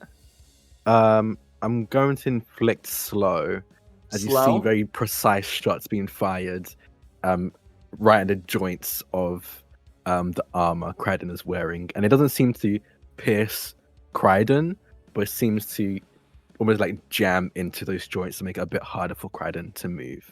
Okay. You know what? Go ahead and could you roll? Give me an inspect roll for free real quick. Okay. Just to see if I'll give you some useful intel. Oh yeah, 11. absolutely.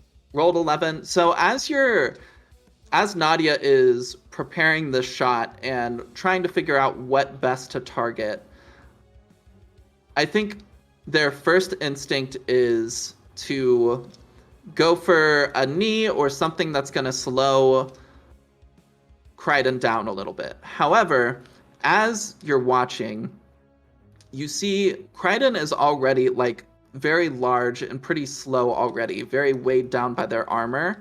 So you think inflicting them with slow won't do anything. However,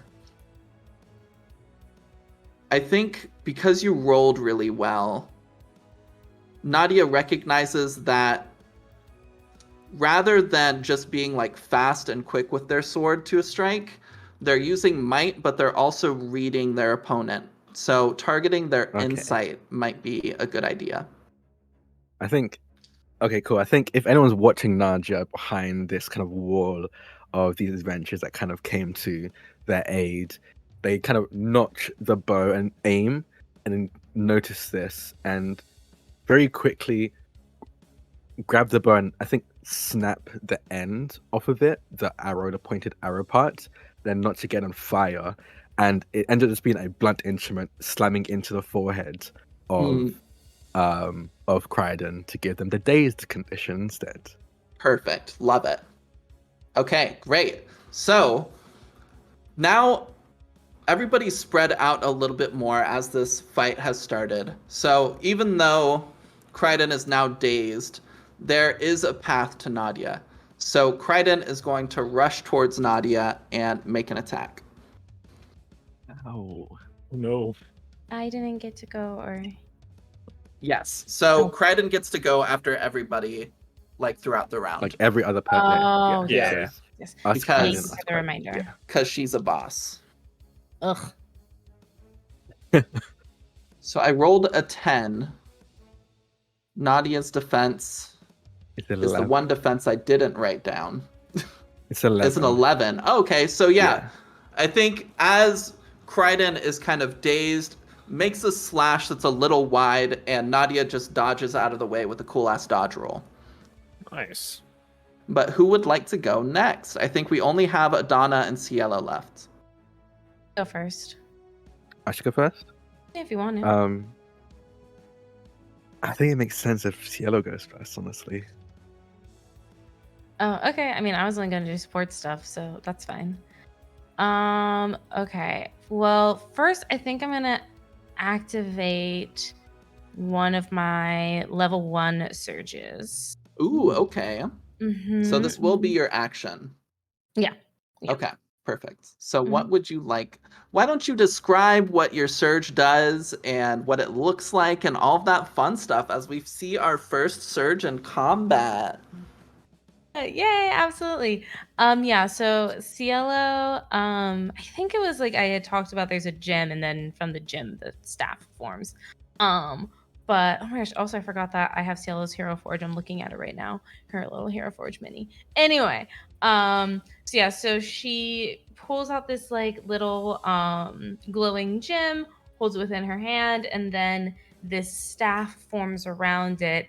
It's sort of like a crook crescent moon sort of a staff as well, because then the gem is suspended in the air in the center. And then the staff goes down and she can hold it. And she's going to hold it in front of her as one might a microphone, take a deep breath, and then like sing out just a very soft, low hum of a note. And as that note carries through the air, you can actually like visibly see it start to take shape and form and of this like almost like a gust of wind, almost when debris or something is carried on the wind, but instead it is her sound, her singing. The wind starts to blow through and whip around the entire area. Everybody can feel the wind and is affected by the wind since it is a healing wind. And according to the Soul Surge form that I see in front of me, for the rest of combat, each ally recovers willpower die plus character level health at the beginning of the round. This effect does not work on characters reduced to 0 HP. So everybody's going to start getting a little bit of healing. Love it. And it's Incredible. my character level, yes? Yes. Cool. Thank you. I thought so. Okay, Yeah. perfect. So we see you kind of channel this healing energy onto the battlefield. And in response, Kryden is going to rush up and try to hit you.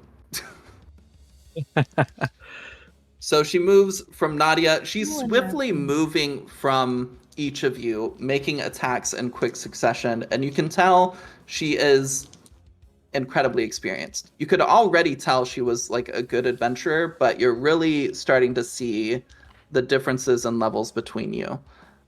So I rolled a 9 to hit. What is your... Oh, your defense is 9. So I just barely hit. And she slashes deep into your shoulder, and you take 16 points of damage. Okay. Thank you very much, I guess. That's fine. You're welcome. You know, happy to do it. Cool. We're at 21 over here. Okay. Sounds good. Sounds good. And Adana, I believe you are last. Yeah. Adana watched all of this happened in such quick succession. It's almost within the same few seconds. And as Vishra gets struck, I think it's even more as Vishra attacks, they feel almost like the memory of some of the slight bumps and bruises they got from their sparring session the day prior. And then as Vishra gets struck, I think they feel almost a pull within themselves to reach for the cards. And just allowing them to follow that motion, they reach for the pouch at their side and flip open the card, the pouch, and you see, just like the first time, the cards erupt from their pouch and begin to swirl and spiral around Adana. And very wide-eyed and confused, unsure exactly of what is going on, Adana is going to reach a hand out and yeah, I think it's gonna attack. They're gonna reach a hand out and grab 2 cards out of the air in their hands. I've got my hand that I'm playing, and they're going to play 2 cards. Going to spend 10. Not going to be much. They're going to spend 10 MP to use a magic pair, as they grab 2 cards out of the air, and it immediately burns into black flames in their hand. And as I'm going to play 2 2s, 2 pentacles, and 2 1s. Ooh, nice. And I get to do a free attack at Kryden, and depending on the suits I've chosen, the damage dealt is dependent on that. Okay. So, yep. So I'm going to attack first and see if it actually hits. I still have to do a roll. This is a magic attack, right? I think it counts as it's a physical attack still. Okay, got it. Yeah, I believe. Yeah, because it'd be like free spell if it was a spell. It's just a free attack. Where is it? There we go. Yes, I think this is it. Damn, I miss. I will. I'm running 2 d8s. I will reroll. I'll use a Fabula point to reroll. Okay. The plus, the 2. Actually, no, I can reroll both, right, with a Fabula point. As I'm going to use the trait Laymark Tarotmancer as I'm using my tarot deck to attack. Perfect. And I'll reroll both. I'll reroll both die and see if I get let's do it. Fingers crossed. No, I don't. Double. So it is doubles, though. I do believe that is a critical. Oh, it has to be over 6, though. Yeah, Yeah, it's gotta so be 6 or over. Yeah. So you see them burn in their hand. You see black flames fire towards Kryden, but slam into the ground at their side instead of them in person. But yeah, I think that'll be the end of my turn. Okay, great. So I think Kryden sees you trying to activate some sort of powerful attack. You've got these cards burning in your hand. She sees you, and wary of you, she rushes over towards you as well and is going to make an attack.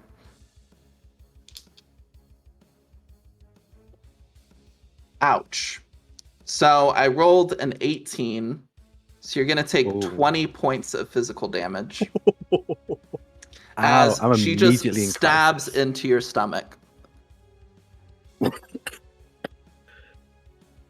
I think Adana looks terrified, because I don't think they've been hurt in this world yet.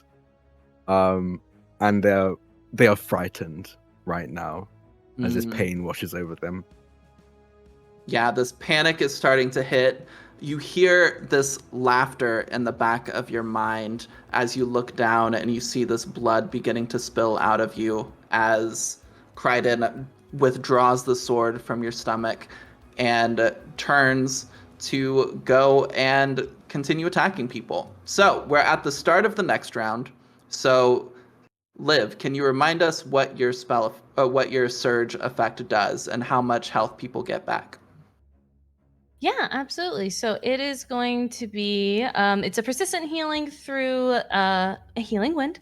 For the rest of combat, each ally recovers willpower die plus the character level health at the beginning of the round. That was really difficult for me. So basically I add my character level, and that's what y'all get.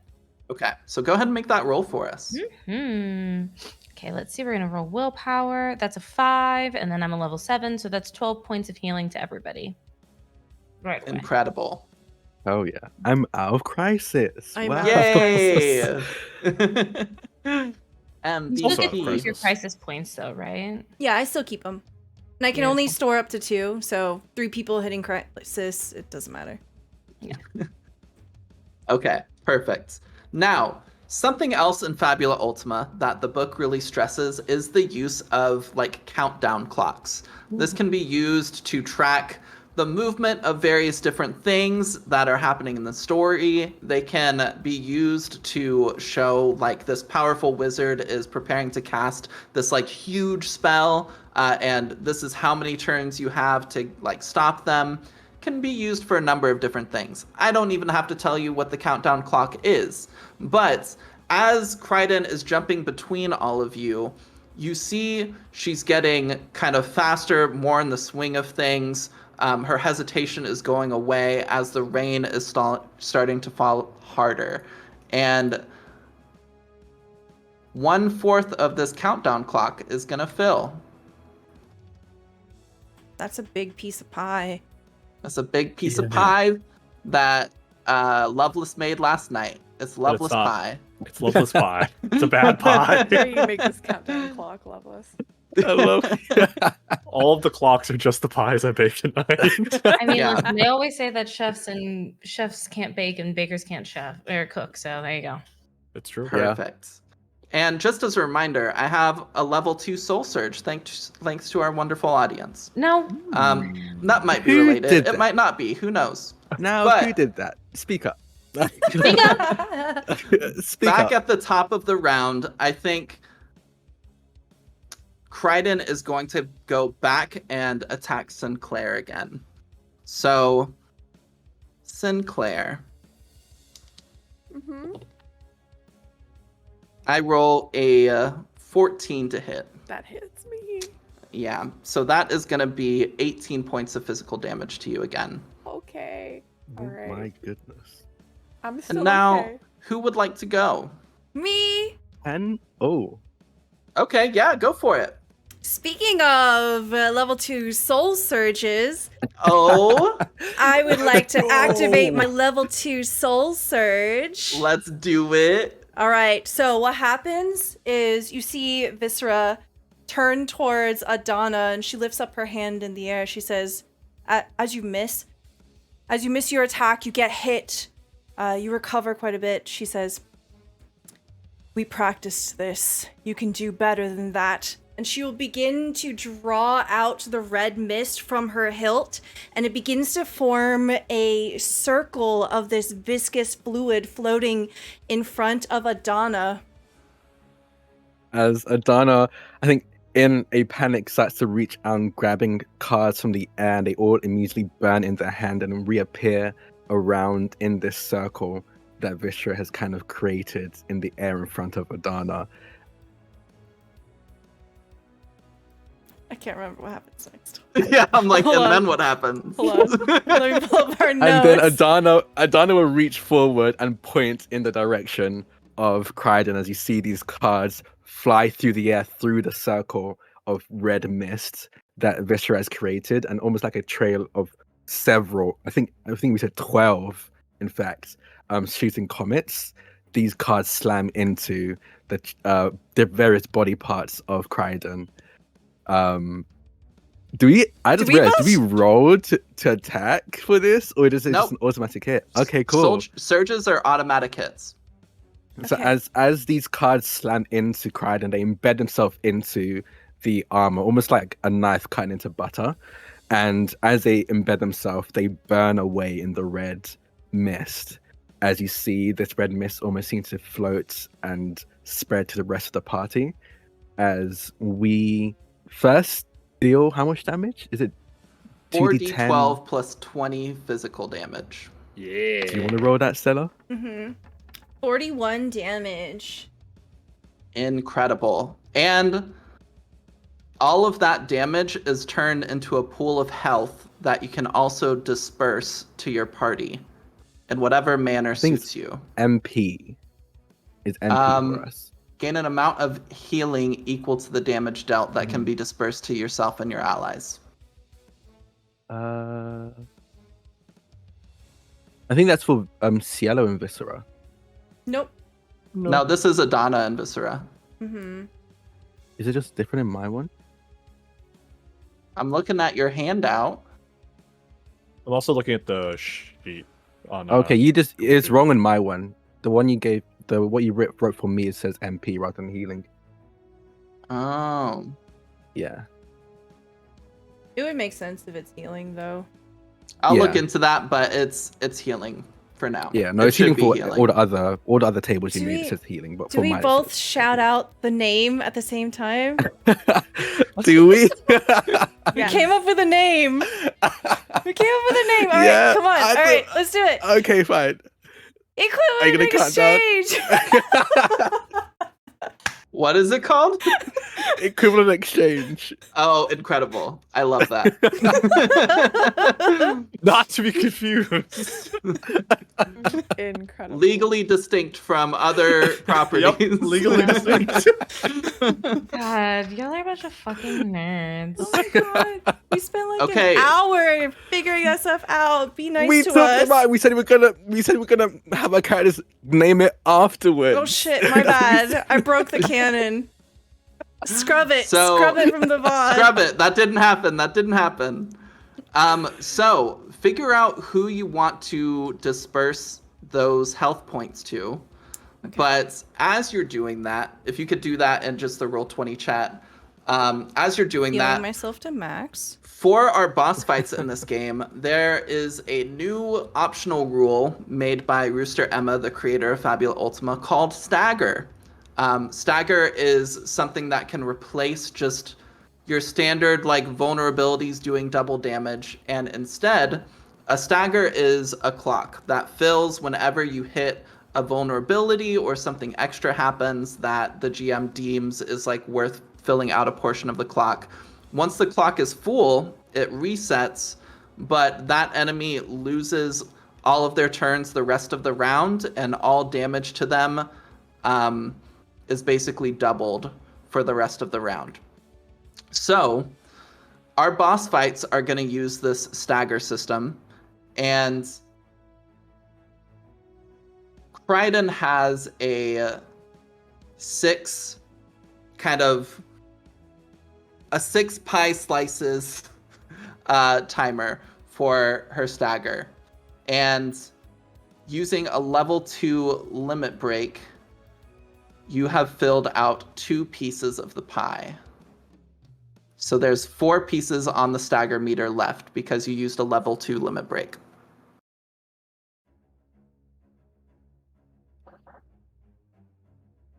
But okay, That's my you see turn.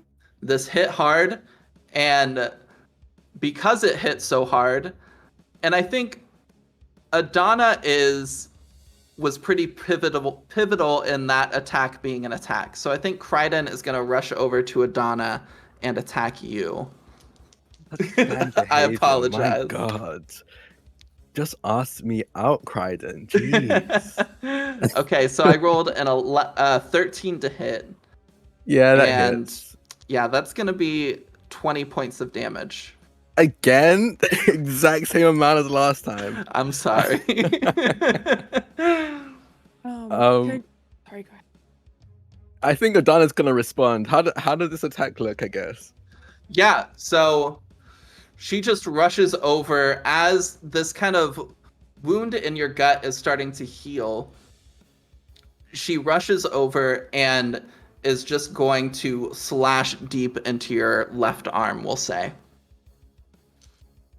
I think Adana is truly in a panic at this point, and as Kryden comes close to slash into their arm, and they take this hit, this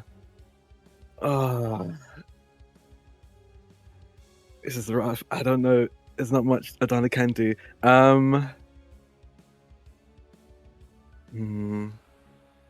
Everyone's good. Okay. Yeah. Okay. Adana's gonna reach out. You see them slash into the arm, and the arm almost goes limp at their side, and they're gonna reach out and grab Kryden's arm, and not really say anything. Just look into Kryden's eyes, and you just see a terrified person in that moment, just absolutely terrified and horrified, in so much pain. They've never felt this kind of pain before, and they'll just whisper, leave me alone. And in that intention, they're going to spend, I think it is 20 MP to use another card combination magic flush. As the spiraling cards around them begin to pelt and slam into Kryden, as I will burn 7 pentacles, a full card, 6 of swords, and 4 pentacles. I'll make the full a 5 of pentacles. So I have 4, 5, 6, 7. And burn those to deal 25 plus the total value of the resolved cards of damage immediately. And I don't need to roll to hit. So this is I remember this one. I 13. remember you not needing to roll to deal absurd amount of damage. 18, How much damage are you 22. dealing? And I grab onto Kryden almost with a death grip, refusing to let Kryden go. These cards slam into them over and over, dealing 47 points of sorry, not 47, 37 points of dark damage as they slam into Kryden and immediately burn away in a black flame, dealing 37 points. And then they will let go and kind of stagger backwards, holding their limp and bleeding arm. Yeah, I think as these cards have pressed more and more into Kryden, it pushes her back with each strike. And as she's being pushed back, she's wildly gonna swing towards, we'll say Loveless is probably nearby. So I'm going to roll this, but just narratively, because of like how this attack is being set up, I'm gonna roll her d10 twice and take the lower number. What? This isn't a mechanic in Fabula Ultima. This is just something narratively I think is fun. Okay. So I rolled a 6 to hit. So she swings wildly while getting like slammed by these cards being pushed back. And how do you defend or like get out of the way so that this misses? Yeah, of course. Loveless doesn't really dodge. He bobs and weaves, but because of like the spectral carapace from like the kind of whatchamacallit form, he just kind of takes hits. So I would say he glances the blade with his mechanical gauntlet, and then it kind of lodges itself into like the spectral carapace. Perfect. Incredible. Iconic. Who would like to go next? I can, if that's all right. I do have a counterattack from when I was originally attacked at the beginning, because I think Kryden got a 14, I believe. To hit me at the Sounds top of the right. round. That sounds right, probably. Okay. We'll say yes, but we'll need to catch it next time in the moment. Okay, so I will attempt, which I only got a 9, so I don't believe that hits anyway, which is fine. But I'm gonna attempt to breach again because I really want to get that shield. I just want to try and get the armor away as much as I can. That way, those of us who deal physical damage can do more damage. Okay. So I am going to attempt again an attack. That is an 11 this time. An 11, unfortunately, just barely misses. Okay. And, I'm guessing I would need a 12, correct? You need a 12, yeah. Could I then use one of my bonds Absolutely, to yeah. gain that +1? Okay. What bond would you like to use, and describe how it's kind of helping you in this moment? I think my hatred for Kryden Yeah, that makes sense. will definitely that help. comes into play. And I think that you see that instead of trying to stab into the shield, Sinclair kind of jumps up and kind of almost not grapples, but like grabs onto the shield. It's kind of like standing on it as Kryden is defending. And I think you all kind of see these large, kind of fluffy wings sprout from Sinclair's back as he just rips the shield out of her hands, as Breach allows me to destroy one shield equipped by the target. Oh, nice. So I take that and I okay. smash. So I throw it. Sinclair throws the shield, and it shatters into pieces against a tree as they land back down on their feet. Okay, perfect. I think narratively, I'm going to say the shield doesn't smash to pieces, but it's stuck in the tree and can't be removed because the shield is very high quality.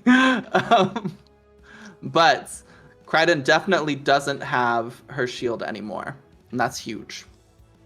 Yeah. So, awesome. Crichton isn't happy you did that, so Crichton is going to slash at you in response. I have a narrative question for you, Emma. Yeah. Can I take the hit for Sinclair?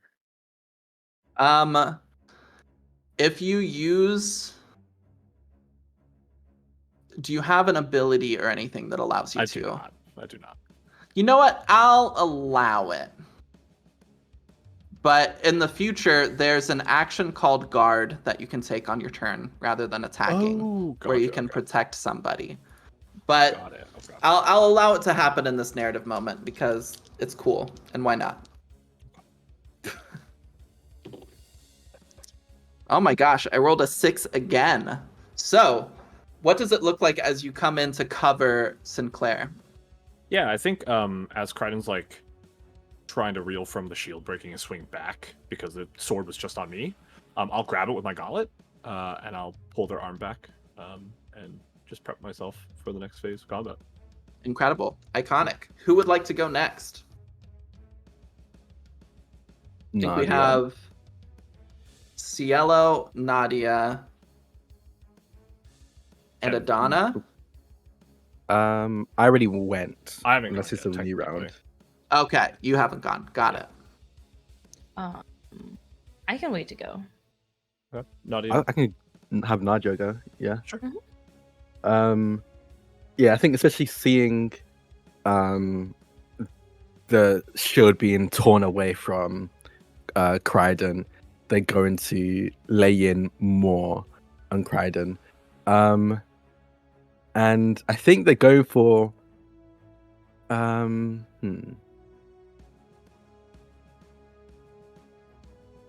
they've got some cool things.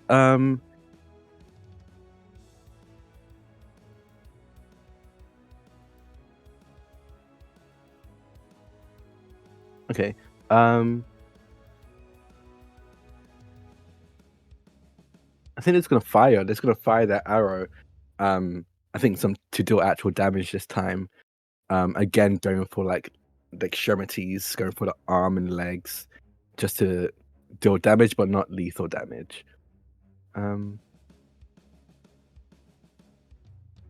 Yeah. 13. Okay. So that is absolutely a hit. So what does it look like as this arrow flies and strikes Crichton? I think it's Crichton's wearing like is it like full body armor? It is, yeah. I think they go straight for the chest, knowing that it won't pierce it, and it's more of like it's almost like getting punched in the chest. The force behind it doesn't break anything, it doesn't tear anything, but it's enough to hurt and wind Crichton for a bit and knock them backwards. And almost immediately they're pulling another bow out of their quiver and another arrow out of their quiver and readying it for the next turn. But yeah, that'll be the end of Nadia's turn.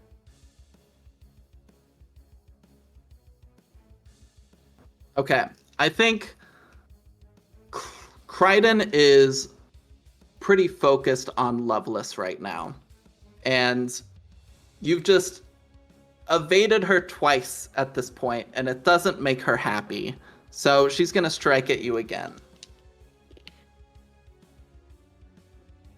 And that is a crit.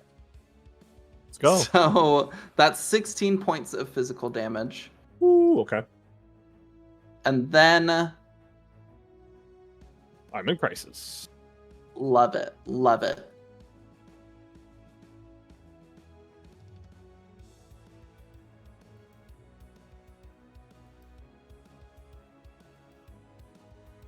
We'll have you weak. Okay. We'll inflict you with weak. My dice So your goes might down. score will go down. Okay. And who would like to go next? So she kind of crushes into your armor fully, kind of doing what she did last time and like pressing down with her offhand to put even more force into the slash and cuts deep into you. But who's gonna go next? Cielo, do you want to go next? Yeah, I'll go. Okay. I'm going to use one of my magic chants. So I'm going to do a low volume, so I can only target one person, and that'll be 10 mind points. And I'm going to use a new tone, which is frantic. Each target suffers a key type of damage equal to twice my current willpower die size.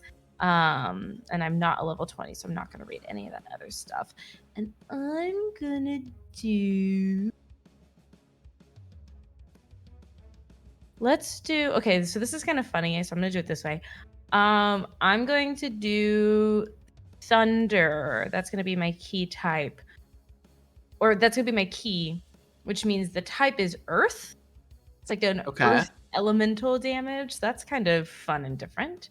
And I guess I rolled a hit. Doesn't mention anything like that, but I'm assuming I do. I think it's automatic then.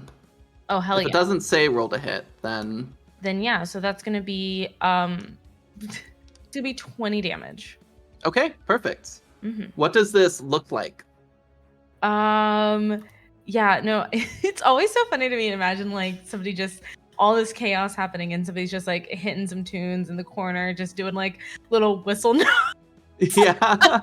In the corner, which is I think essentially. Is that Celine Dion? That's so nice of you to say the Cielo things. Well, Cielo, Celine.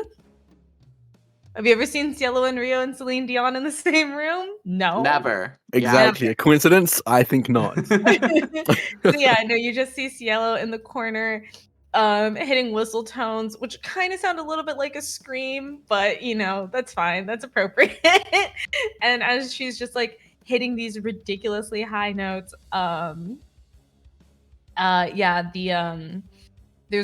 also gonna hear the rolling of thunder. There's no lightning flashing either. It's just the rolling of thunder as I think the earth beneath Kryden moves and shakes and does damage. Okay. Love it. Perfect. So yeah, we see that thunder rumbling at kind of up in the storm clouds, and after Kryden kind of catches herself from the shaking of the ground and the earth, she's going to... Yeah, we'll keep focusing on Loveless, sure. Oh, that sounds go. good. You seem hyped for it. I'm so hyped for it. So that is going to be a 16 to hit. It does hit. Yeah, so she just keeps slamming. Her sword is like stuck in kind of your like dense skin right now, I think, and she keeps slamming her arm into it to like push it deeper and deeper. And you are going to take 18 points of physical damage. I like it. Okay. I think it's my turn before the end of the round. Yeah. Okay. I am going to, with 6 HP, I'm gonna use an unarmed strike.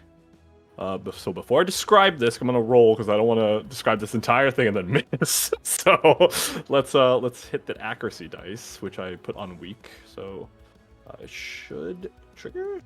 There we go. Yeah, that doesn't seem like it hits. I'm gonna. No, you are 2 away. Okay, I'm gonna re-roll that D8.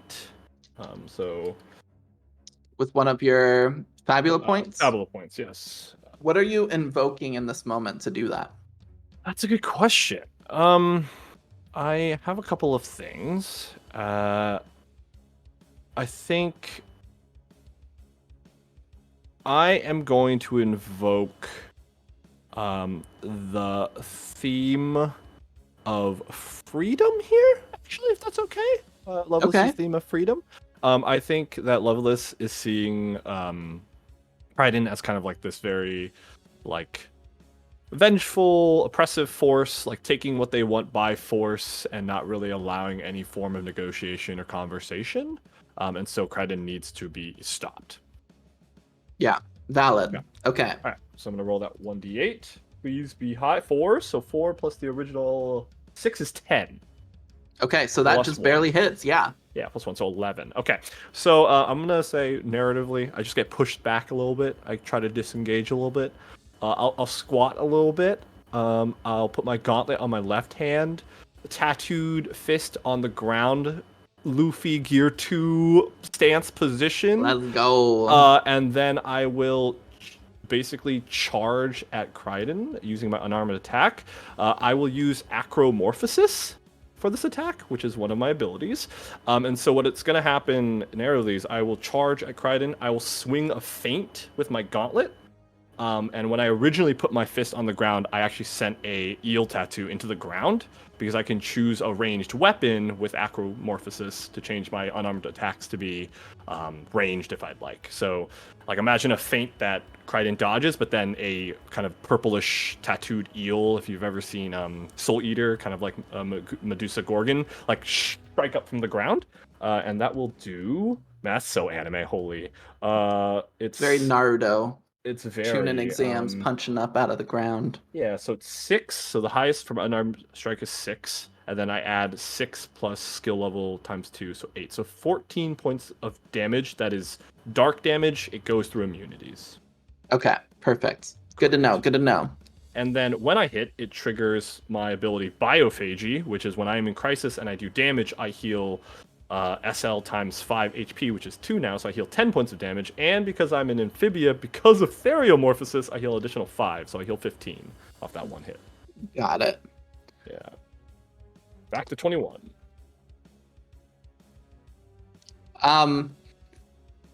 As you do this, Crichton just looks at you and growls, "You're annoying!" and is going to slash at you again. Okay. That is a 14 to hit, dealing That's 20 just points of enough. damage. And I am at 1 HP at the start of this round. I will respond, though, to that annoying. I said, I've died twice. Let's go for a third. Funny you should say that. The top of the round, though, because I heal from CLO. Funny you should say that. Because it's the top of the round? Funny you should say that. As I'm a roll. shit, as you two strike into each other, sharing these words, snarling, suddenly you hear an old man's voice call out, "Crichton."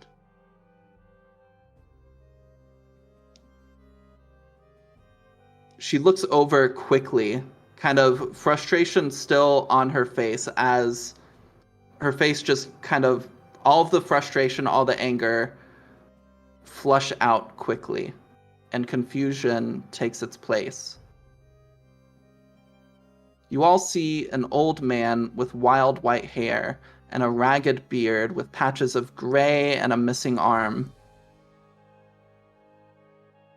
Nadia, with a shocked expression, softly says, "Griggy?" You hear Crichton, confused, call out, "Dad?" Suddenly, a red flash of light blinds all of you, and your ears are met with the loud boom of thunder. As your vision comes to, standing in the place of Griggy is a tall figure in a dark cloak. Held in their left hand is a sword made of blue steel, and their face is covered by a plain wooden mask painted gold. They look down at Kryden's body as it twitches from the electricity next to Loveless's body. Then, they look up towards all of you. I will kill all who come. Do not come. They then begin to turn around and walk back towards the woods as we see the twitching body of Loveless and Kryden on the ground. And that's where we're going to end the session. I have a boo-boo. Oh, dang. Okay, are we doing a cutscene or are we doing outros? No, that's it. That's it. Okay. Thank you so much, everyone, for being here. Really, really appreciate it. Thank you so much to our sponsors. Thank you to everyone in chat, everyone who is watching this over on YouTube, everyone who has been supporting all of our promotional material. We are going to go around and tell you all about who we are, where you can find us, and we'll be back for our finale in 2 weeks on April 4th, starting at 8 p.m. Eastern Time. Let's start off with Emma. Hi.